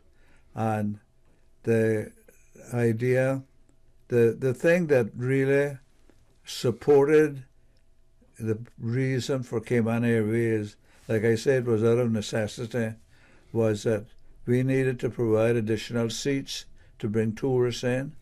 We had our seamen during the Southwell years that had to be transported, and LACSA did most of that transportation. Mm-hmm. And when Cayman Airways came along, they also started providing seats for it. So what happened was that at that time in our development, we had young Caymanians who had gone to flight school in America, and they came back to Cayman actually looking for a job. Mm-hmm, mm-hmm. Captains like Wilbur Thompson, Harrison Bothwell, Churchill Borden, Rex Miller, David Black, Christopher McLaughlin. These are all Caymanians who had qualified, went to flight school and qualified, mm-hmm, and they were looking at a job. Mm-hmm. And I really supported the company being reorganized so that we could find accommodation for these young Caymanians who had started to look to the air for a living and not the seas as heretofore. And with that, the airline started to grow and make its contribution to the island's economy by providing jobs and also giving an opportunity for Caymanians to take their rightful place in aviation. Okay, great. Can Ms. Susan, we're going to take the commercial break now. When we return, Mr. Borden, why don't you talk a little bit about when we switched then from the Bach 111 to the was it the 727s? Because every move that was made in Cayman, you mentioned the fact that the building of the runway, there were the naysayers there. There was always controversy in whatever move that was made as far as aviation is concerned, and it still continues today. That has partly to do with the fact also that every Caymanian is an expert. And they feel that their opinions count, and things should be done their way, at the end of the day. And nothing wrong with having your own opinions and everything else. But so far we have seen that the wiser heads, in the majority of instances, the wiser heads have prevailed. And as a result of that, that is why we have the success that we have today. Folks, please stay tuned. The conversation with Mr. Norman Borden and Mr. Albert Anderson will continue after this short commercial break. We think it's time you crossed over to a new vehicle. And with the Toyota Corolla Cross, now at Vamp Motors, you have plenty of reasons to make the switch. The crossover body and hybrid engine is a sleek design in a sturdy structure with a spacious interior that opens to extensive cargo space. Stuck in traffic? The high-performance self-charging hybrid system automatically switches between gas and electric vehicle mode, helping you lower both fuel costs and carbon emissions. The Corolla Cross has full LED lighting inside and out, an integrated display audio system with energy monitor, and a dual-zone climate control system to ensure comfort for all. Test drive the new Toyota Corolla Cross Hybrid today at Vamp Motors, Walkers Road. What's that? No sugar, same amazing taste? Coca-Cola Zero Sugar is here to stay. Classic taste, pure satisfaction. Be sure to stop into any Tortuga location and get your own case of Coke Zero. Or grab an ice-cold one straight from the cooler. Brought to you by Tortuga Distributors Limited. Coca-Cola, taste the feeling, K-Man. At Doctor's Hospital, we know life happens, and usually when you least expect it. So when unexpected medical issues arise, you need quality care close to home. Located in the heart of Georgetown, our accomplished team of physicians and medical staff treat minor urgent conditions such as migraines, chest and abdominal pain, shortness of breath, burns, broken bones, open wounds, and more. 24 hours, 7 days a week with no appointment necessary. Peace of mind is important when life happens. At Doctor's Hospital, we're always here just for you. Need to speak to someone? Call 949-6066. Increase your chance to win during the Rubis Pure Joy promotion. Don't miss Top Up Tuesdays at Jose's Rubis. Reflections offers you gas for less. Earn a stamp each time you spend $25 at Jose's Rubis. Collect all 8 stamps and you're entered to win cash, laptops, phones, and smart TVs during the Rubis weekly giveaways. Plus a grand prize of a piece of land in Grand Cayman, valued at $150,000. What? Are you serious? Ensure that you're healthy and fit before you visit with family and friends. Reflections offers 2 lateral flow test kits or 10 stylish black surgical masks for only $10. Purchase Reflections gift certificates for your loved ones and get entered to win a $150,000 piece of land during the Rubis Pure Joy promotion at Jose's Rubis. For the record, with Orrett Connor. Initiating system. For information that matter. For the record, with Orrett Connor. Continues right now on Radio Cayman. Good morning and welcome back to For the Record. It is my pleasure, and I say that all the time, and I say it, coming from deep down in my heart. It is always genuine, but this morning it is even more so. I've gone even deeper down into my heart that I'm probably past my stomach now in terms of having the pleasure of having Mr. Norman Borden in the studio with us. And folks, I hope and I trust that you are enjoying it as well, and that you are listening and hearing a part of our history. It is not something that is written by someone else. It is coming from the proverbial horse's mouth, a man who was involved in it, Mr. Norman Borden. Also in the studio with us, Mr. Albert Anderson. But in some instances, this is a learning moment for him, as well. But before we go there, we have another birthday greeting to go out to Miss Kiva Robb and Regina Allen, and that's coming from their family. So Miss Kiva and Regina Allen, happy birthday greetings to you as well. So Mr. Norman, we then had the Back 111, and of course as technology changed, and we then the Back 111 that was made by British aircraft maker or what? British Aerospace Corporation. Okay. So that would have been one good reason why the UK would have would have allowed us because we were helping to buy stuff from them as well. We also had BOAC at one point come in here as well. Yeah. Yeah, and BWIA. Yeah. And so let's talk now, the switch over to the 727s and the controversy that created as well. And then we know that eventually we sold those aircraft. One of those was sold to Alaska Airline, I believe, if my memory serves me right. I think so. Yes. Okay, Mr. Martin, over to you, sir. Well, the thing about it is tourism was growing and bigger aircraft was needed, aircraft with more capacity to meet the demands of the traveling public. Mm-hmm. But like everything else, Cayman Airways has always generated a lot of interest from the public and politicians. And there was a feeling that LACSA was overcharging Cayman Airways for its aircraft, which was really not factually correct. Mm-hmm. LACSA supported Cayman Airways 100%. But we had a lot of pressure from additional Caymanians who had trained as aircrew, and we had the politics that came into it at the time that we should have more control and more say in the routes that the aircraft operated and the people that were employed to fly as captains and co-pilots and cabin staff. So the time came when the politicians became involved in the airline.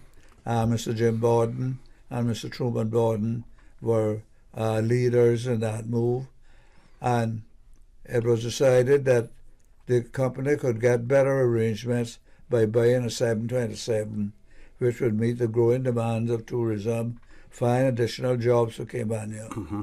And so a lease was arranged to lease the 727. The 727 was a long-haul aircraft, and it had some A checks coming up, which is maintenance checks on aircraft after so many hours. In the accounting department, there was no reserve being built to service the 727. And so it was decided that the company should sell the 727, sell the lease, because the aircraft wasn't theirs. Okay. It was leased, to sell the lease to others and get other aircraft. So the 727, after several years, the lease was sold to, I think, one to Alaska Airline and one to some air company in South America. Mm-hmm, mm-hmm. Okay, thanks for that. I believe we have a caller, Miss Susan. Let's grab the caller. Caller, good morning. Welcome to For the Record. Good morning, Mr. O.C., and good morning to Mr. Norman. It's wonderful to hear him, and Mr. Anderson. Good morning. Mr. Norman is a wealth of knowledge about the whole thing, and it brings back great memories, of course. And I remember the Vickers Viscounts, they were at BWI, were they coming in with flying in here from Jamaica, and the Vickers Viscount, small 4-engine jet props, I think they were. Are you hearing him, Mr. Bond? Yes. Yeah, the BWI operated from Trinidad all through the Caribbean islands and down from Jamaica to Hare and to Miami. And at one time they operated to Belize as well. Coming here because Viscount.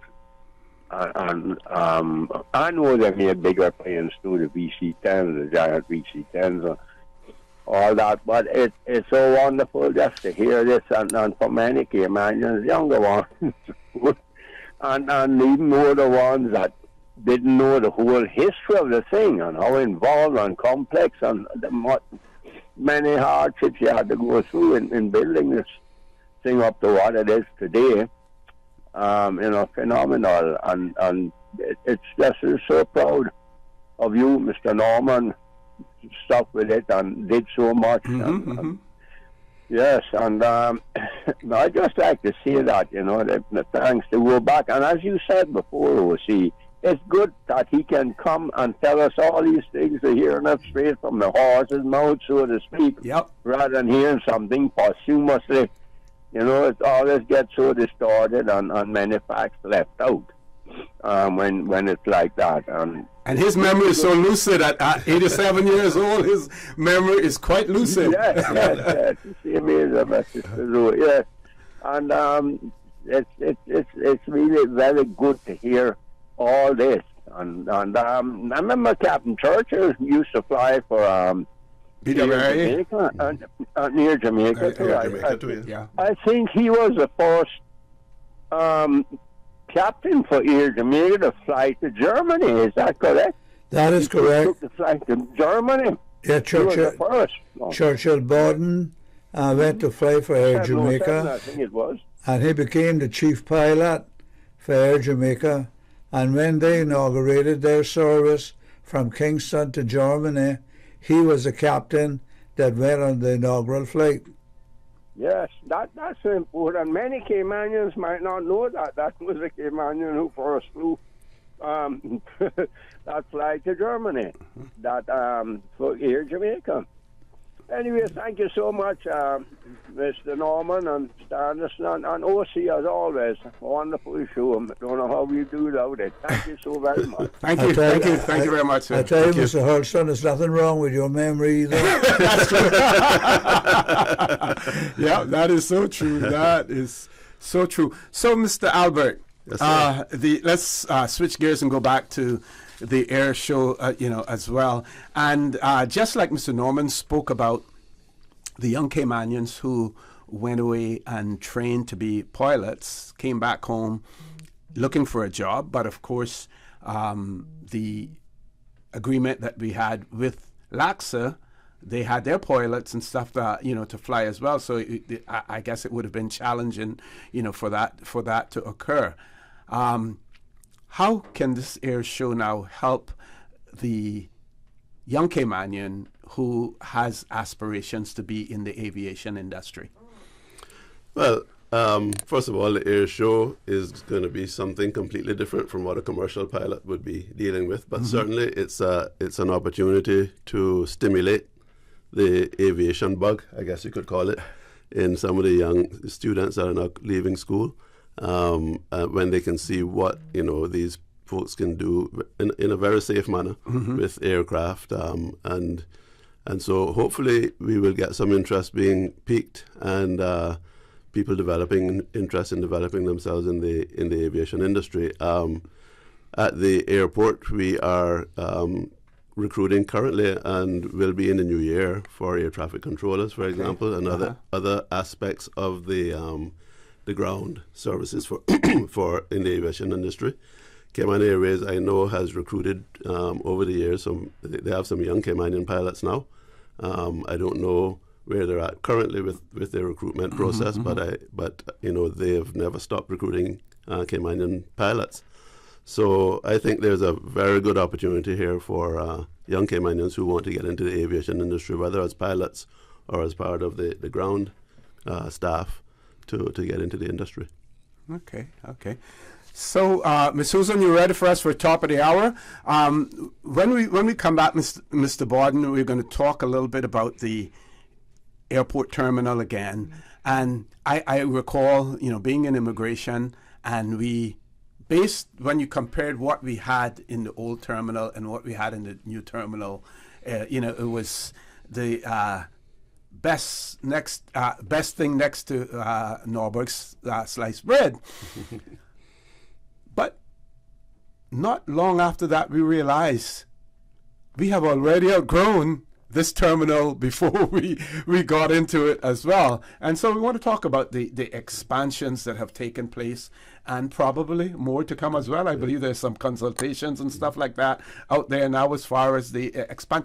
And people will say, well, why can't they make up their mind and do what it is? When you look at places like LaGuardia Airport, I forget how many $1 billion improvement that they've had.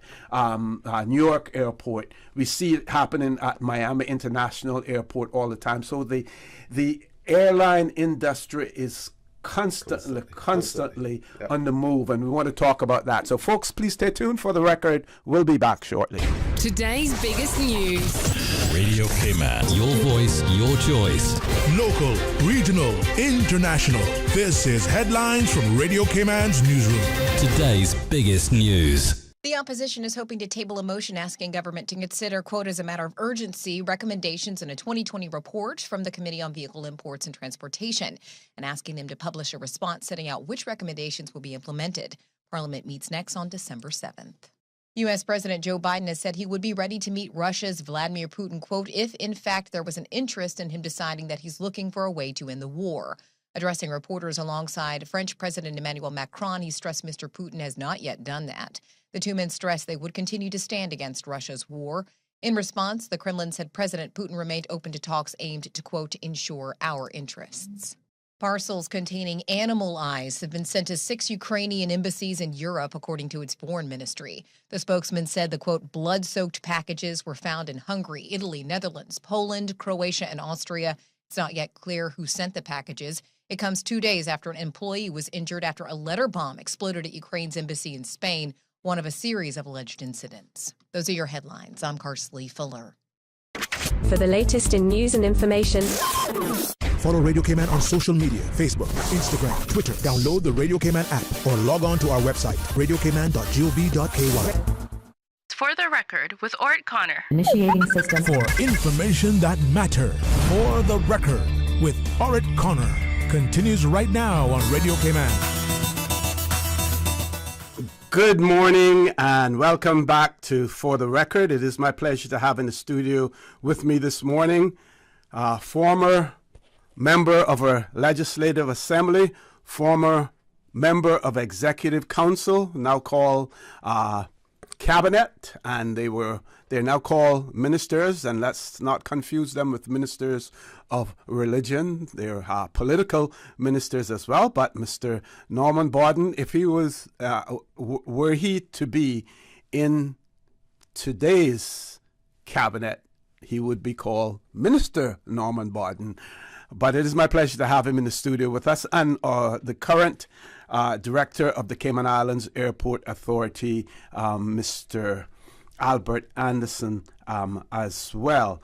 I think I have another birthday greeting here that I'm being asked to. But before we do that, yes, here we go. Miss Anita Smith Wells is celebrating a birthday as well, and this is coming from her family, wishing her a happy birthday. Also, we have a question that one of her... Good morning. Please ask Mr. Norman what percentage of passengers were seamen during the early years of the airline in the 50s and the 60s. If you know what sort of the percentage of the passengers coming into Cayman on those aircraft were seamen. I would say back in those days, number of seamen that traveled to and from the Cayman Islands on any given flight formed probably about 15%, 15 to 20% of our passengers were seamen. Okay.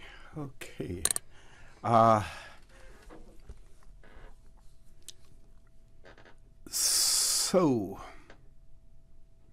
this person asked me to share this. It says, for the record, one of our own native beloved Sarah Lee Thompson, Janelle, worked for Cayman Airways out of Miami.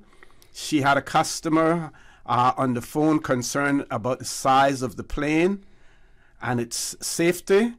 The customer asked, what does BAC stand for? Miss Sarah answered, Big Aircraft.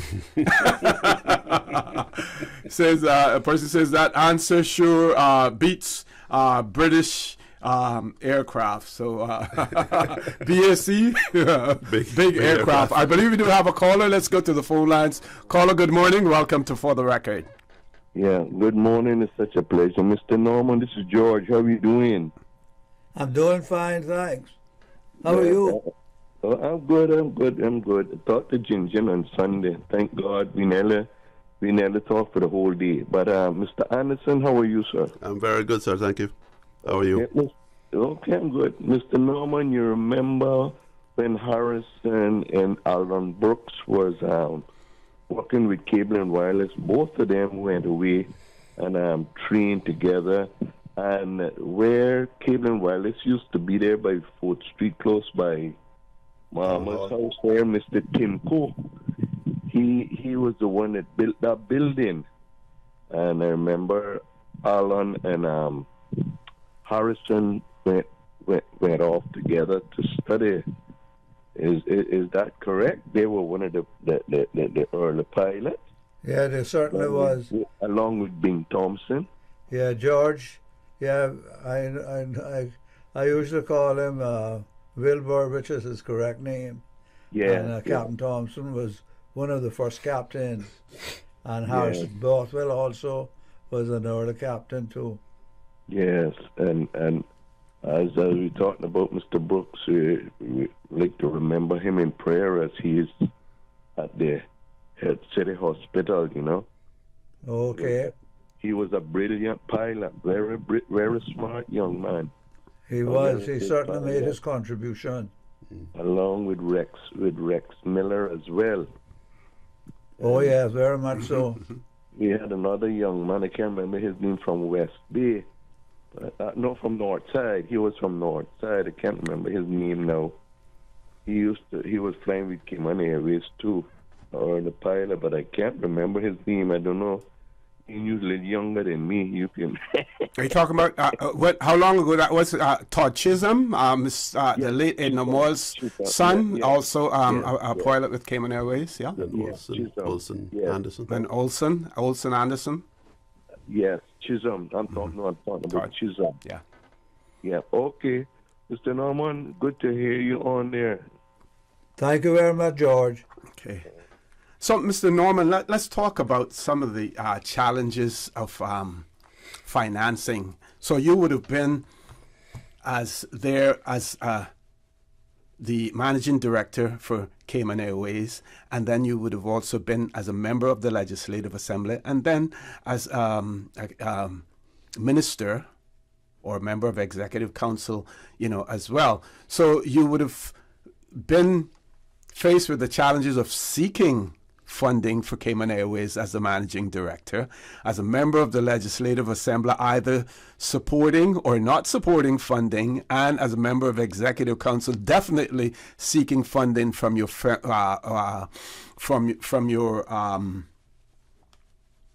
legislators, as well. Tell us about some of those experiences and challenges.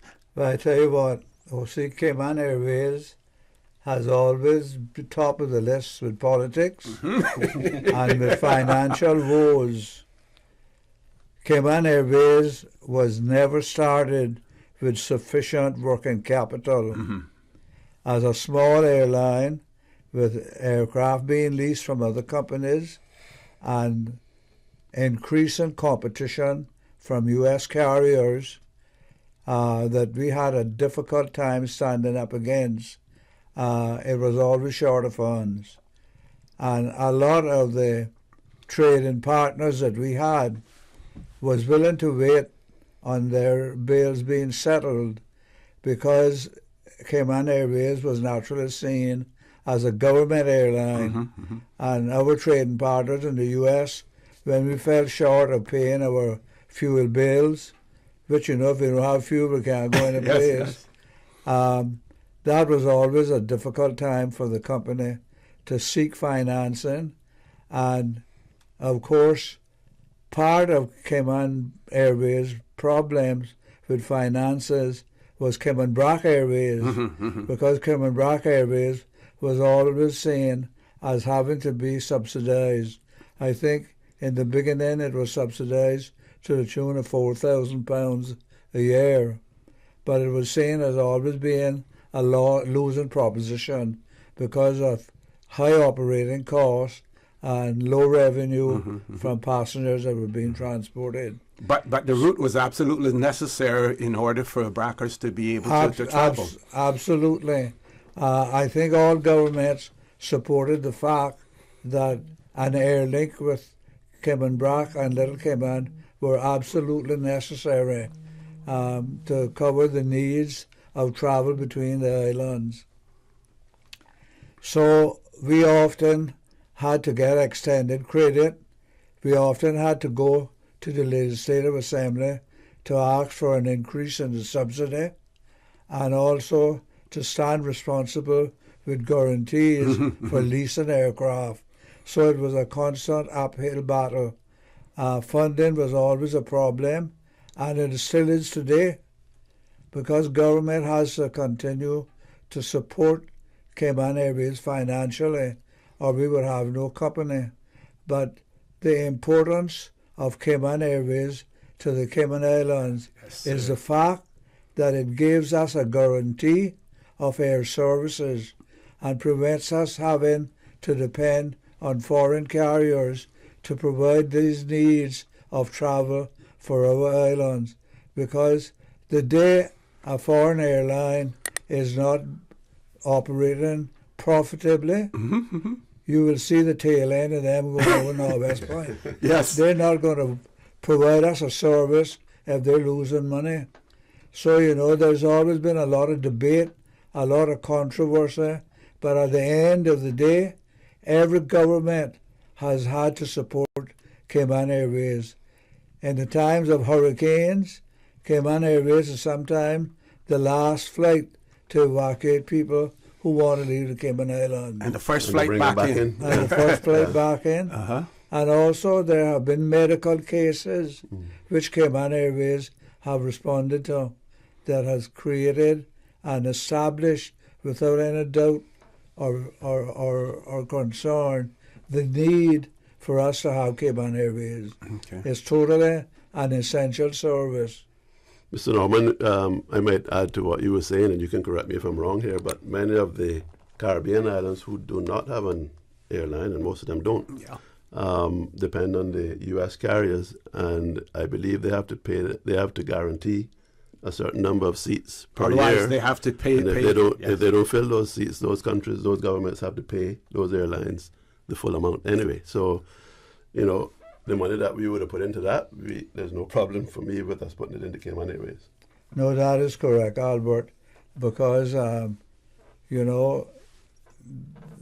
there's always controversy too, that because you got Cayman Airways, the fares are too high. Well, that's totally wrong, because if you were left to the whims and fancies of a foreign airline, their fares would be double what they are today. Quite right. So while we're on that topic, Mr. Borden, can we talk? Okay, what we'll do is we'll take the commercial break, but when we return, I want you to talk about your familiarity with the agreements that we have, like the Bermuda II agreement, and how that factors into how we operate. Talk a little bit about the opening of new routes. We see where we've just opened one up to LA, but the big one for us I guess that would have been in the 70s, mid-70s, late 70s, was the opening of the Houston route as well, and I'd like you to talk a little bit about that with Cayman Airways. Folks, please stay tuned for the record. We'll be back shortly. 60 and bossy with J and money. When a trip it easy, trust me. Yeah. Come on, just send some money. A instant entry. Look how you lucky. Bossy, J and money, bossy. J and money, send you go a yard. Scene, bossy. Jamaica well bossy. 60 and bossy. We well proudy. Celebrate Jamaica 60 with J and money for a chance to win a dream vacation for two to Jamaica, including airfare, resort stay, and more. Send money for a chance to win. Your loved ones will also be entered for a chance to win a brand new car. Competition runs from now until December 24th. J and money 60 and bossy enough.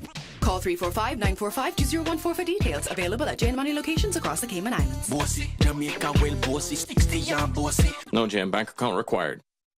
So much happening, so fast, too much. It is hard for me to follow my health care instructions. The private counselling with West Bay Pharmacy literally saved my life. At West Bay Pharmacy, we know how complex medications can be. Our pharmacists are delighted to offer you personalized one-on-one healthcare counseling, free medication review, therapeutic callbacks, and we will liaise with your physician to ensure you receive the best in quality medical care. Quality of life has a whole new meaning with the right pharmacy to support you. Thank you, West Bay Pharmacy. West Bay Pharmacy in Centennial Towers. Convenient quality care is just around the corner. Now you can WhatsApp your West Bay Pharmacy prescriptions to 516-0777. Your dream home starts with a vision, and often inspiration is at the heart of that vision. Brand Source Home Gallery's in-house designers are here to help bring your vision to life. Whether you're remodeling or building a new home, Brand Source Home Gallery is your one-stop solution. Explore their kitchen cabinets, sinks, faucets, bath fixtures, tubs, vanities, and more. Let Brand Source's designers help and inspire you with your next project. Call 623-5000 and schedule an appointment with a design expert at Brand Source Home Gallery, Dorsey Drive, Industrial Park, serving Cayman for 50 years. So, you fought the Black Friday crowds, right?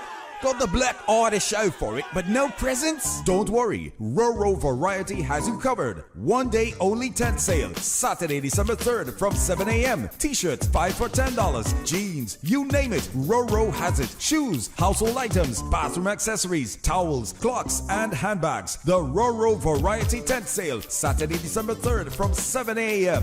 Roro Variety Store, Tropical Plaza, Spitz Road. Phone 924-9553. For the record, with Orrett Connor. Initiating system. For information that matter. For the record, with Orrett Connor. Continues right now on Radio Cayman. Good morning. Welcome back to For the Record. In the studio with me, the Honorable Mr. Norman Bodden, former Managing Director of Cayman Airways, former member of our Legislative Assembly, former member of the Executive Council who had responsibility for tourism, aviation, and trade in the Cayman Islands. Also in the studio with me, Mr. Albert Anderson. How did I get Ebanks into that? Mr. Albert Anderson, who is the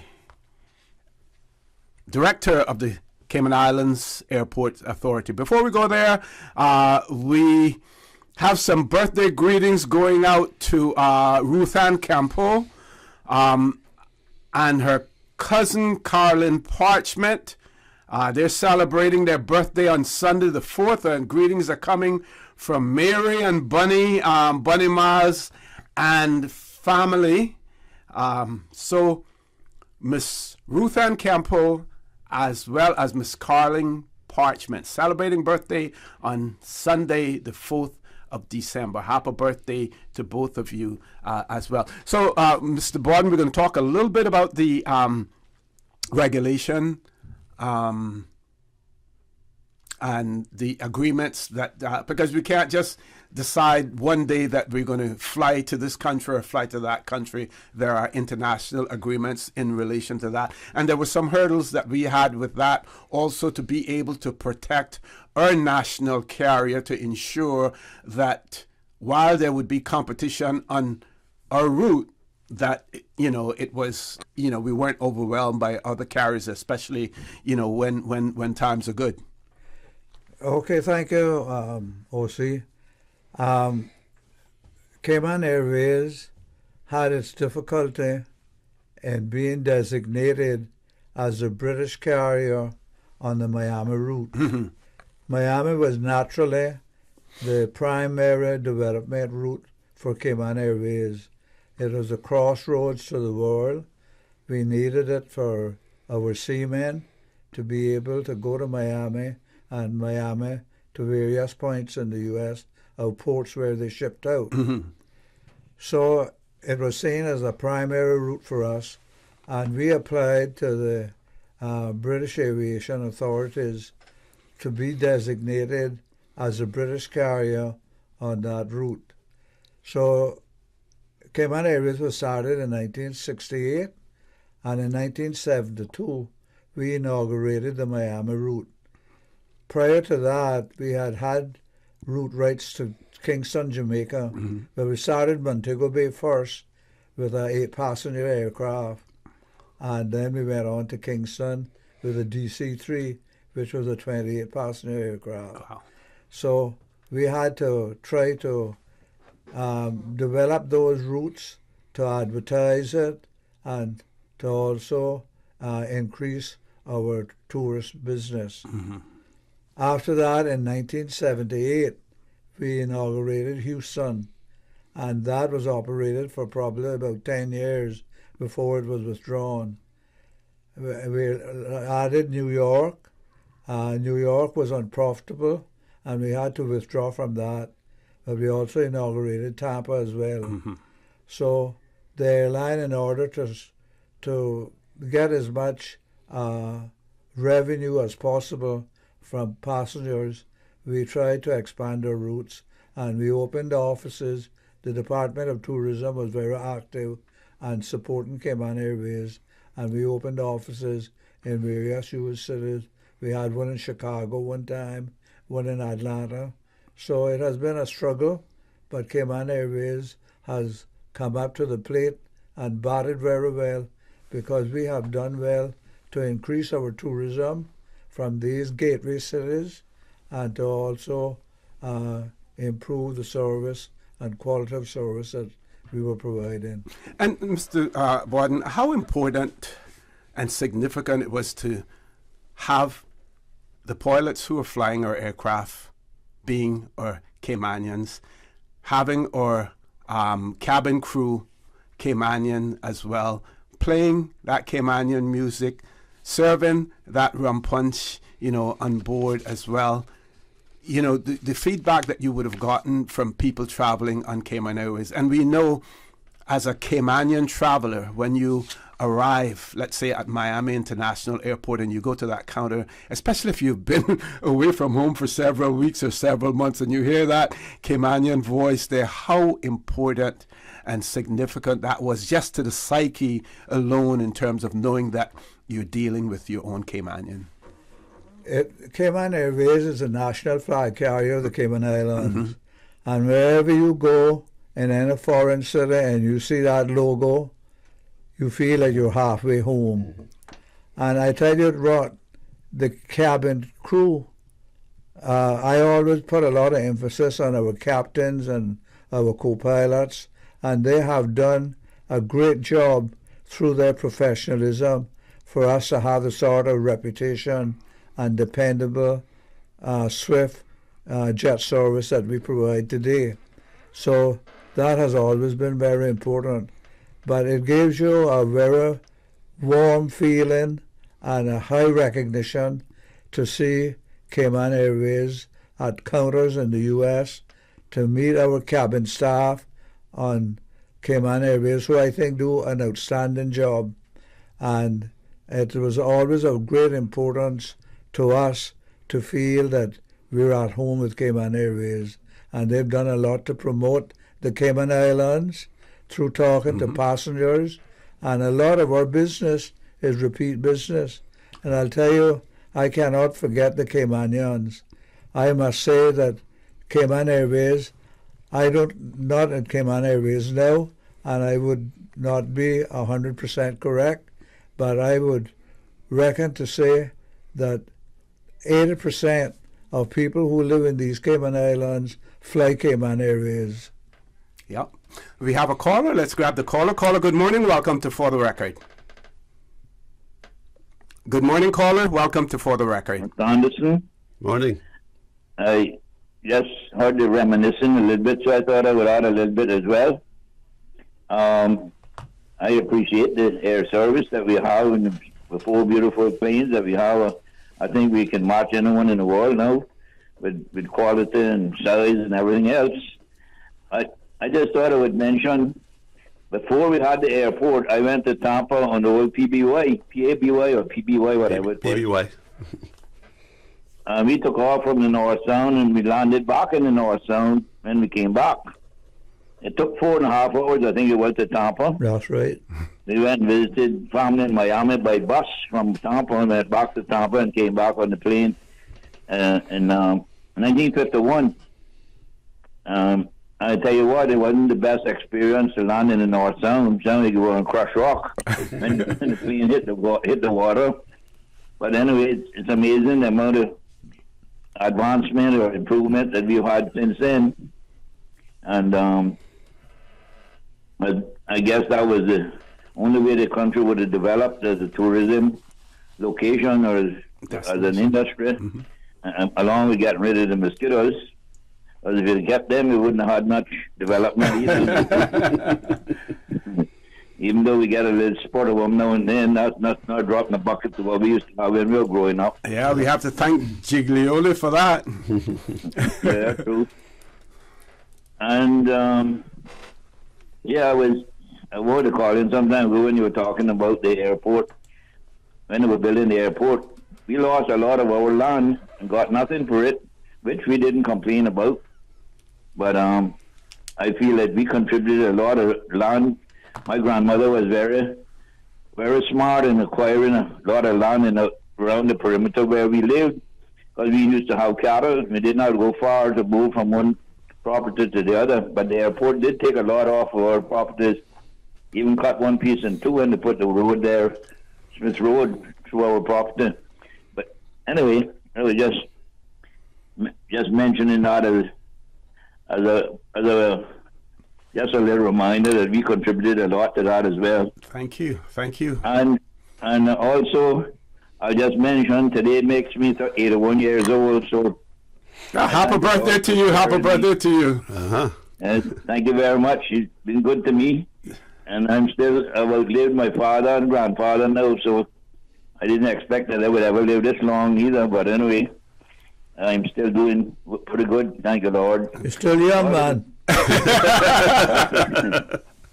Okay, all the best. Thank you very much, Mr. And Tommy. thanks for your contributions. So, Mr. Norman, one of our listeners wanted to ask you about the back 111, and they're saying that they wanted to know whether or not it was true that the Federal Aviation Authority had put pressure on the back landing in the U.S. because of the noise, and they wanted to silence them, that it would have been too costly. Now, we know when we switched to the 727 and when the 737s were being introduced, that one of our reasons for that also was that at some point, or I heard that one of the reasons was that at some point in time, those planes flying in out of the U.S. would have to be retrofitted in order for them to be able to fly there. Do you know anything about that? I'm not really too familiar with it, but I think it did occur that because of the noise, they were only able to adjust their schedules during certain hours. There were restrictions, and I think the cost of retrofitting them to abate the noise element was too costly. Okay. But there was something about it. But I'll say before we sign off, I'd like to say, in thinking about our aviation development, I would like to say the Cayman Islands Airport Authority has been abreast of all the rules and regulations, and Richard is one man that goes by the book. Yes. If the book doesn't say that this can be done, it's no in his book. But I think that department, or that authority, I should say, has grown tremendously, and with the expansion of air services and the expansion of other aircrafts coming in, that authority is doing a tremendous job to keep us in the forefront and to see that all rules and regulations are strictly applied and adhered to. Okay. That's the Civil Aviation Authority. Yeah. Okay. Folks, we're going to take a commercial break. I just want to say that the show's going to end a little bit early today, probably around about 9:45, 9:50. A little bit early because of circumstances beyond our control as well. When we return, we're going to have Mr. Albert Anderson share some information that he has. You heard Mr. Norman Borden speak about the building of the first runway. I'm surprised 5,000 5,000 foot runaway. And I learned something today. I didn't know that Smith Road and Walker's Road were named for two of the engineers who came here. So I believe myself, as well as many of our listeners, learned several things from you this morning, Mr. Barton, as well. Folks, please stay tuned. We'll have more tidbits for you as well. For the record, we'll be back shortly. What's that? No sugar, same amazing taste? Coca-Cola Zero Sugar is here to stay. Classic taste, pure satisfaction. Be sure to stop into any Tortuga location and get your own case of Coke Zero. Or grab an ice cold one straight from the cooler. Brought to you by Tortuga Distributors Limited. Coca-Cola, taste the feeling, K-Man. At Doctors Hospital, we know life happens, and usually when you least expect it. So when unexpected medical issues arise, you need quality care close to home. Located in the heart of Georgetown, our accomplished team of physicians and medical staff treat minor urgent conditions such as migraines, chest and abdominal pain, shortness of breath, burns, broken bones, open wounds, and more. 24 hours, 7 days a week with no appointment necessary. Peace of mind is important when life happens. At Doctors Hospital, we're always here just for you. Need to speak to someone? Call 949-6066. We think it's time you crossed over to a new vehicle. And with the Toyota Corolla Cross, now Advanced Motors, you have plenty of reasons to make the switch. The crossover body and hybrid engine is a sleek design in a sturdy structure with a spacious interior that opens to extensive cargo space. Stuck in traffic? The high-performance self-charging hybrid system automatically switches between gas and electric vehicle mode, helping you lower both fuel costs and carbon emissions. The Corolla Cross has full LED lighting inside and out, an integrated display audio system with energy monitor, and a dual-zone climate control system to ensure comfort for all. Test drive the new Toyota Corolla Cross Hybrid today at Advanced Motors, Walker's Road. Tune in every Monday through Friday at 12 p.m. for Radio Cayman's Midday Newscast. Radio Cayman, the People's Station, your trusted official source for the latest news. The 12 p.m. news is proudly brought to you by Health City Cayman Islands. World-class healthcare within your reach. You know what I love to do with my family? Go fishing. I can put the bait on and cast and reel the line all by myself. My mommy and daddy say when they were little, there were plenty more fish to catch, but now there are lots more people fishing, so it's harder to find them. That's why we have marine parks now. They set some areas aside so the fish there can have babies and grow bigger. Then they swim out to other areas where I can catch them. Having the marine parks means there will still be fish there when I'm grown up and fishing with a family of my own. For more info, download the Cayman DOE app or visit doe.ky. For the record, with Orrett Connor. Initiating system. For information that matters. For the record, with Orrett Connor. Continues right now on Radio Cayman. Good morning and welcome back to For the Record. We're on the last leg of the show because we're going to close off at about 9:45. In the studio with me, Mr. Norman Barton, former managing director of Cayman Airways, former member of our Legislative Assembly, former member of the Executive Council. We have two callers, so Mr. Albert, before you read that, and if we have to go beyond, I'll just be late for whatever I have to be for. This is just as important or more important. Let's grab the two callers. First caller, good morning. Welcome to For the Record. Hello. Good morning. Good morning. Good morning. How are you doing, sir? I couldn't be better, sir. Lovely to hear your voice and lovely to have the two gentlemen on there this morning. Thank you. You know, Mr. O.C., the last conversation I had with you on the show, we're talking about legislation and the way legislation is formulated. Mm-hmm.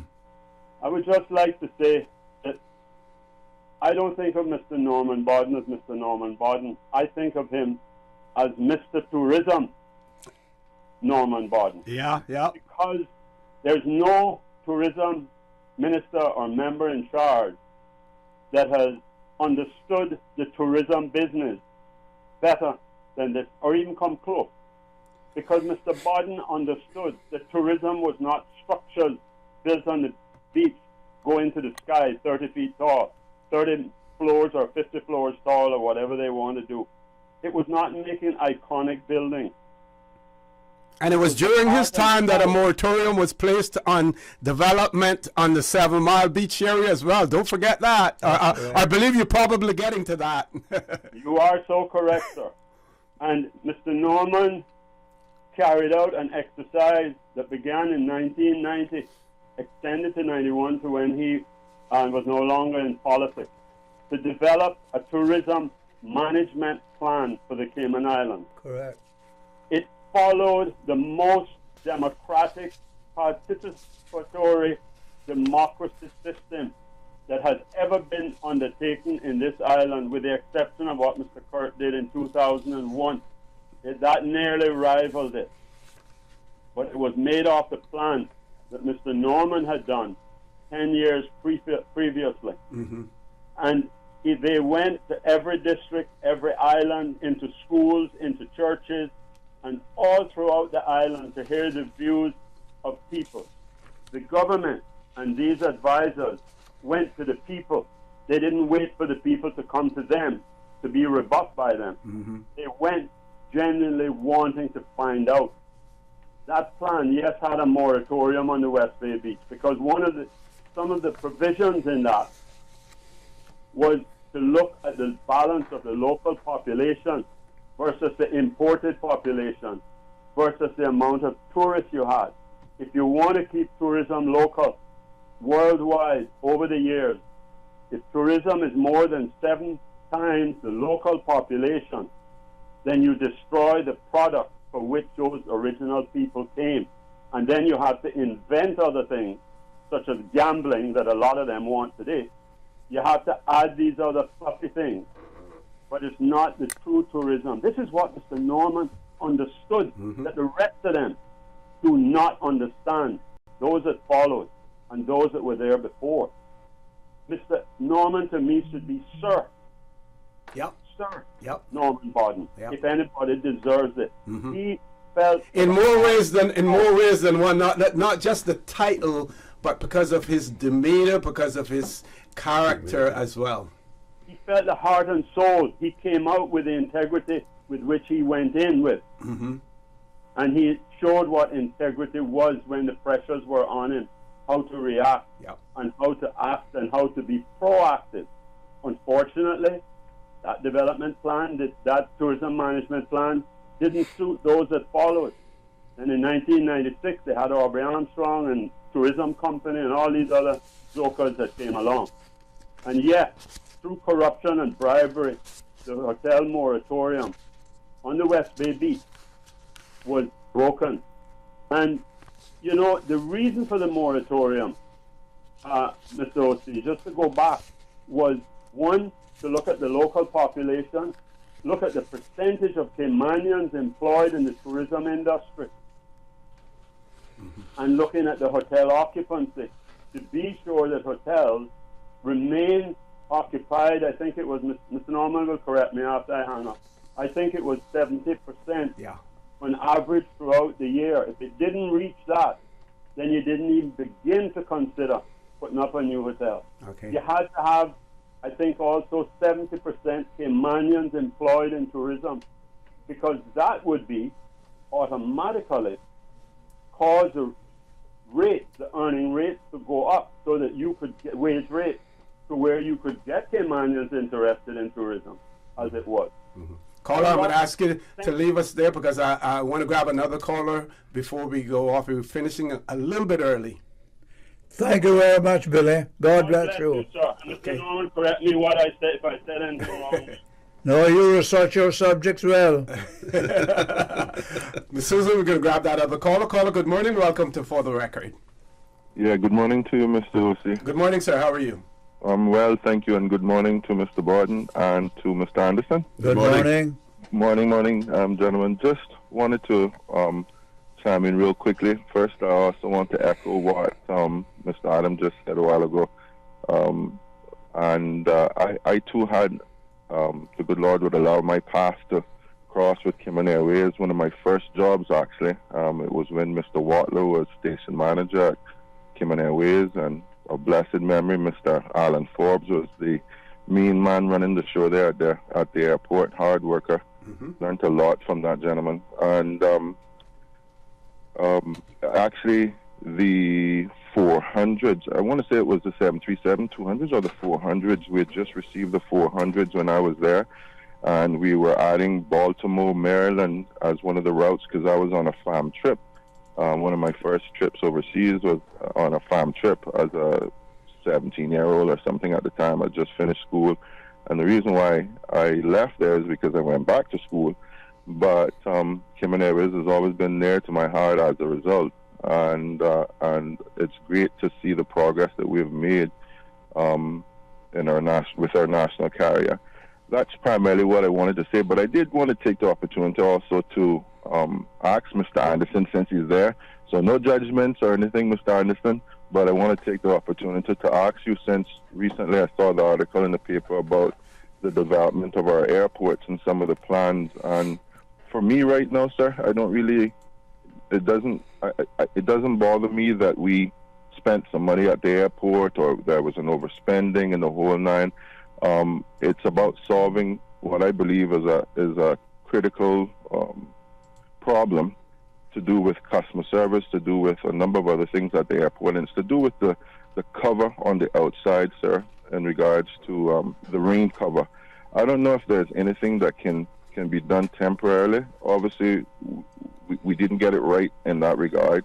I mean, a 6-foot cover. Somebody forgot that it rains in Cayman, and it's, you know, it's a terrible problem when we have big downpours and taxi drivers can't move and people collecting passengers can't move and you can't pick people up and people are running through the rain. I mean, I don't know if we can do a temporary fix, whether there's some consideration for spending a little bit more money to get something that's temporary that we can extend that rain cover. But we got that part wrong. The airport looks great, but we surely got that wrong, and we shouldn't just hesitate because we're worried about whether people perceive that we got that wrong. The reality is that it needs to be, something needs to be done. It's horrible that we have this very huge airport, sir, and an insufficient cover in times of rain.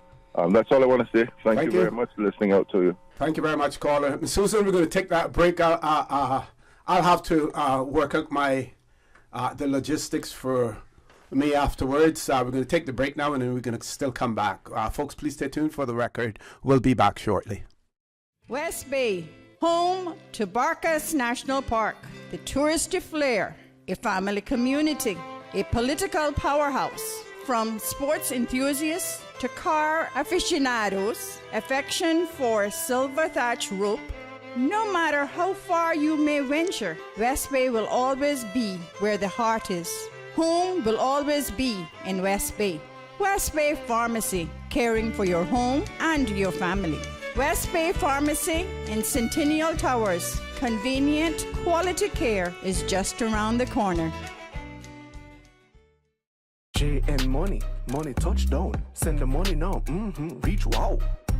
You say you need some money. JN Money, I can send it in a hurry. Get through quick when you come collect your cash, or use a money card and swipe it in a flash. Send funds to any bank, yeah.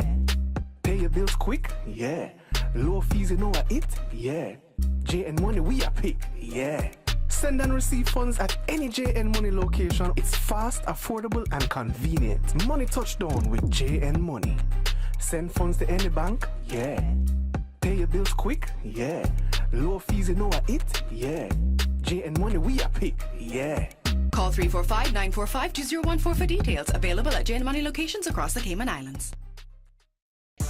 The Kirk Freeport Christmas Sweepstakes is back again, and for our 50th anniversary, we are giving away $50,000 in cash and prizes. Win one of 3 $5,000 cash prizes, a daily cash prize of $1,000, the Rolex draw on January 4th, or loads of other great prizes. Every purchase of $100 before noon on Christmas Eve qualifies for all remaining prize draws. Win your share of $50,000 of cash and prizes in the anniversary sweepstakes. Full details on KirkFreeport.com. Merry Christmas from everyone at Kirk Freeport. Tune in every Monday through Friday at 12 p.m. for Radio Cayman's Midday Newscast. Radio Cayman, the people's station. Your trusted official source for the latest news. The 12 p.m. news is proudly brought to you by Health City Cayman Islands. World-class healthcare within your reach. The public is advised that there will be a temporary maritime restricted zone this Friday, December 2nd, and Saturday, December 3rd, for the Grand Cayman Air Show between the hours of 9 a.m. and 2:30 p.m. No boating or maritime activity is permitted between Heritage Club and the beach just north of the Governor's residence on West Bay Road. The area of restricted access is from the water line extending outward to where the water changes to darker blue. For the record, with Orrett Connor. Initiating system. For information that matter. For the record, with Orrett Connor. Continues right now on Radio Cayman. Good morning and welcome back to For the Record. We're on the last leg of the show. I broke my promise, but I'm going to get in trouble somewhere. But yeah. So one of our listeners said in the 80s that Fawcett Airlines from Peru had an issue with the U.S. authorities, and Cayman Airways then ferried passengers into the U.S. and also from the U.S. To here as well. Mr. Barton, I believe that we did some brisk business in those days That's right. as well. That's right. Yeah. Yeah, they had problems with their licensing, and they brought passengers here and Cayman Airways flew them to Miami. Yep. So, Mr. Anderson, you're going to respond to that caller, and then you're going to share something about the runaway in the 1950s with us as well. Okay, so the caller was concerned that the cover at the front of the airport was not sufficient, and he's correct. It isn't sufficient. It's a very difficult thing to fix as an interim fix because to extend it further, it requires huge underground work. But it is a part of the development plans that we're looking at now for the master plan. That's going to be hopefully completed and available to the public for public viewing early in the new year. So that particular issue will be addressed.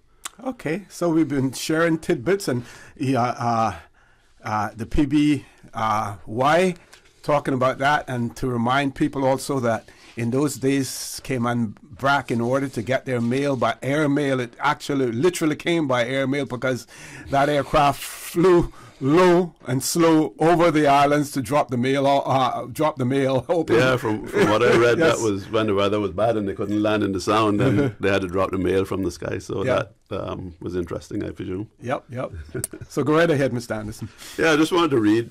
This is from a magazine that was issued on the occasion of the 50th anniversary of aviation, and it talks about the challenge with building the airfield back in the 50s, and it says, the Georgetown Airfield was by far the largest project that had ever been undertaken in the Cayman Islands.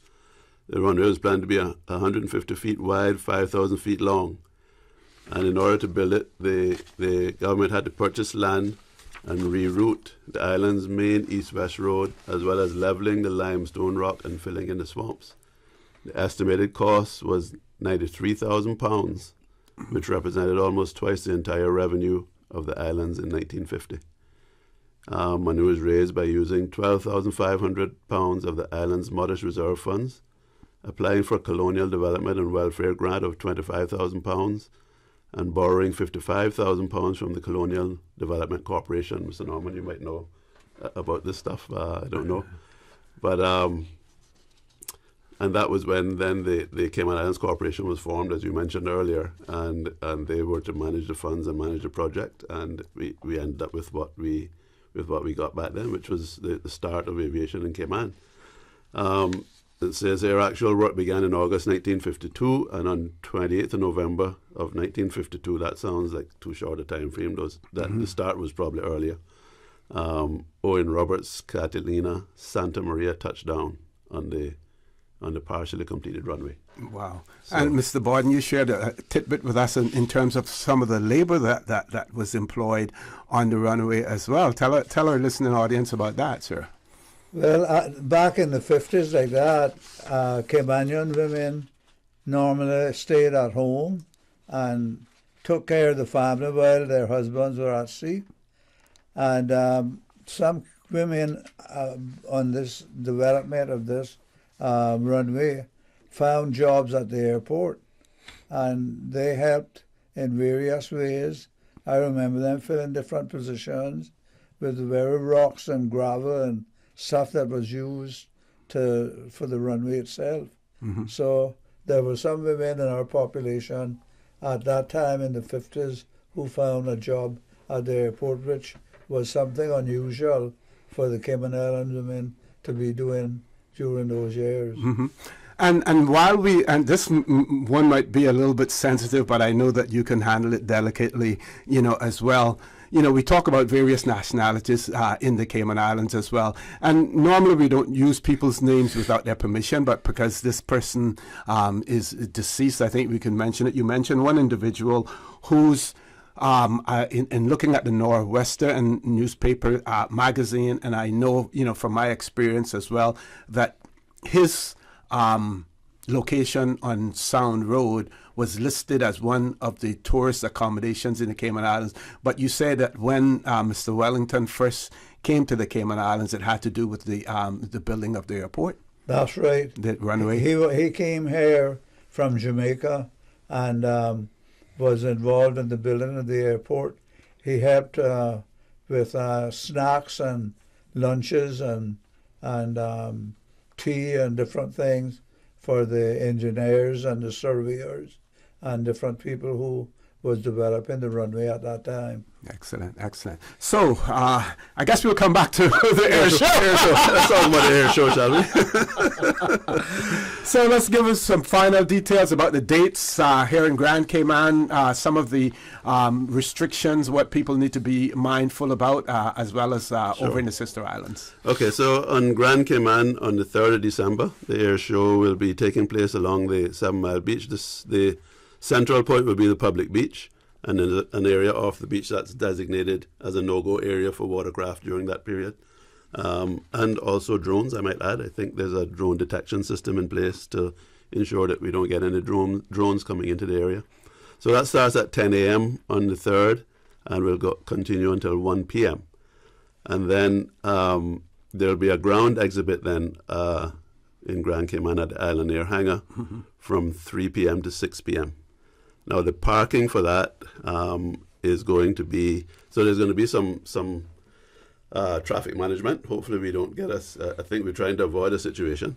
So the expectation is that traffic will come through the North Sound roadway to the airport parking lots. And then there'll be shuttle buses going to the Island Air Terminal, where you can then view the aircraft. Similarly in Cayman Brac, on the 4th, it'll be from 12:30 p.m. to 2 p.m. There'll be an air show and a ground exhibit. The air show will comprise of some aero sports pilots, the Red Bull Air Force, some skydivers, some Royal Air Force. Well, in terms of the static display, the Royal Air Force C-17 is coming in. That'll be on the static display. A PBY Catalina, a Beach Stagger Wing for the aircraft enthusiasts. You know what those all are. And then again on the flying display, we'll have a Quion Aero Sports team. Skip Stewart, who's a trick flyer, the Red Bull Air Force, as I said, and a team fast track skydiving team. So all that sounds very exciting. And there's some more information about it on CaymanAirShow.com, where you can go to look and see what these aircraft look like. And this is all for free. All for free. Again, at the 7 Mile Beach, during the air show, the parking will be at the Caboo site. Okay. And then there'll be shuttle buses back to the public beach area for viewing. So okay. That's the plan. Mr. Borden, I want to give you an opportunity for some closing comments, as well.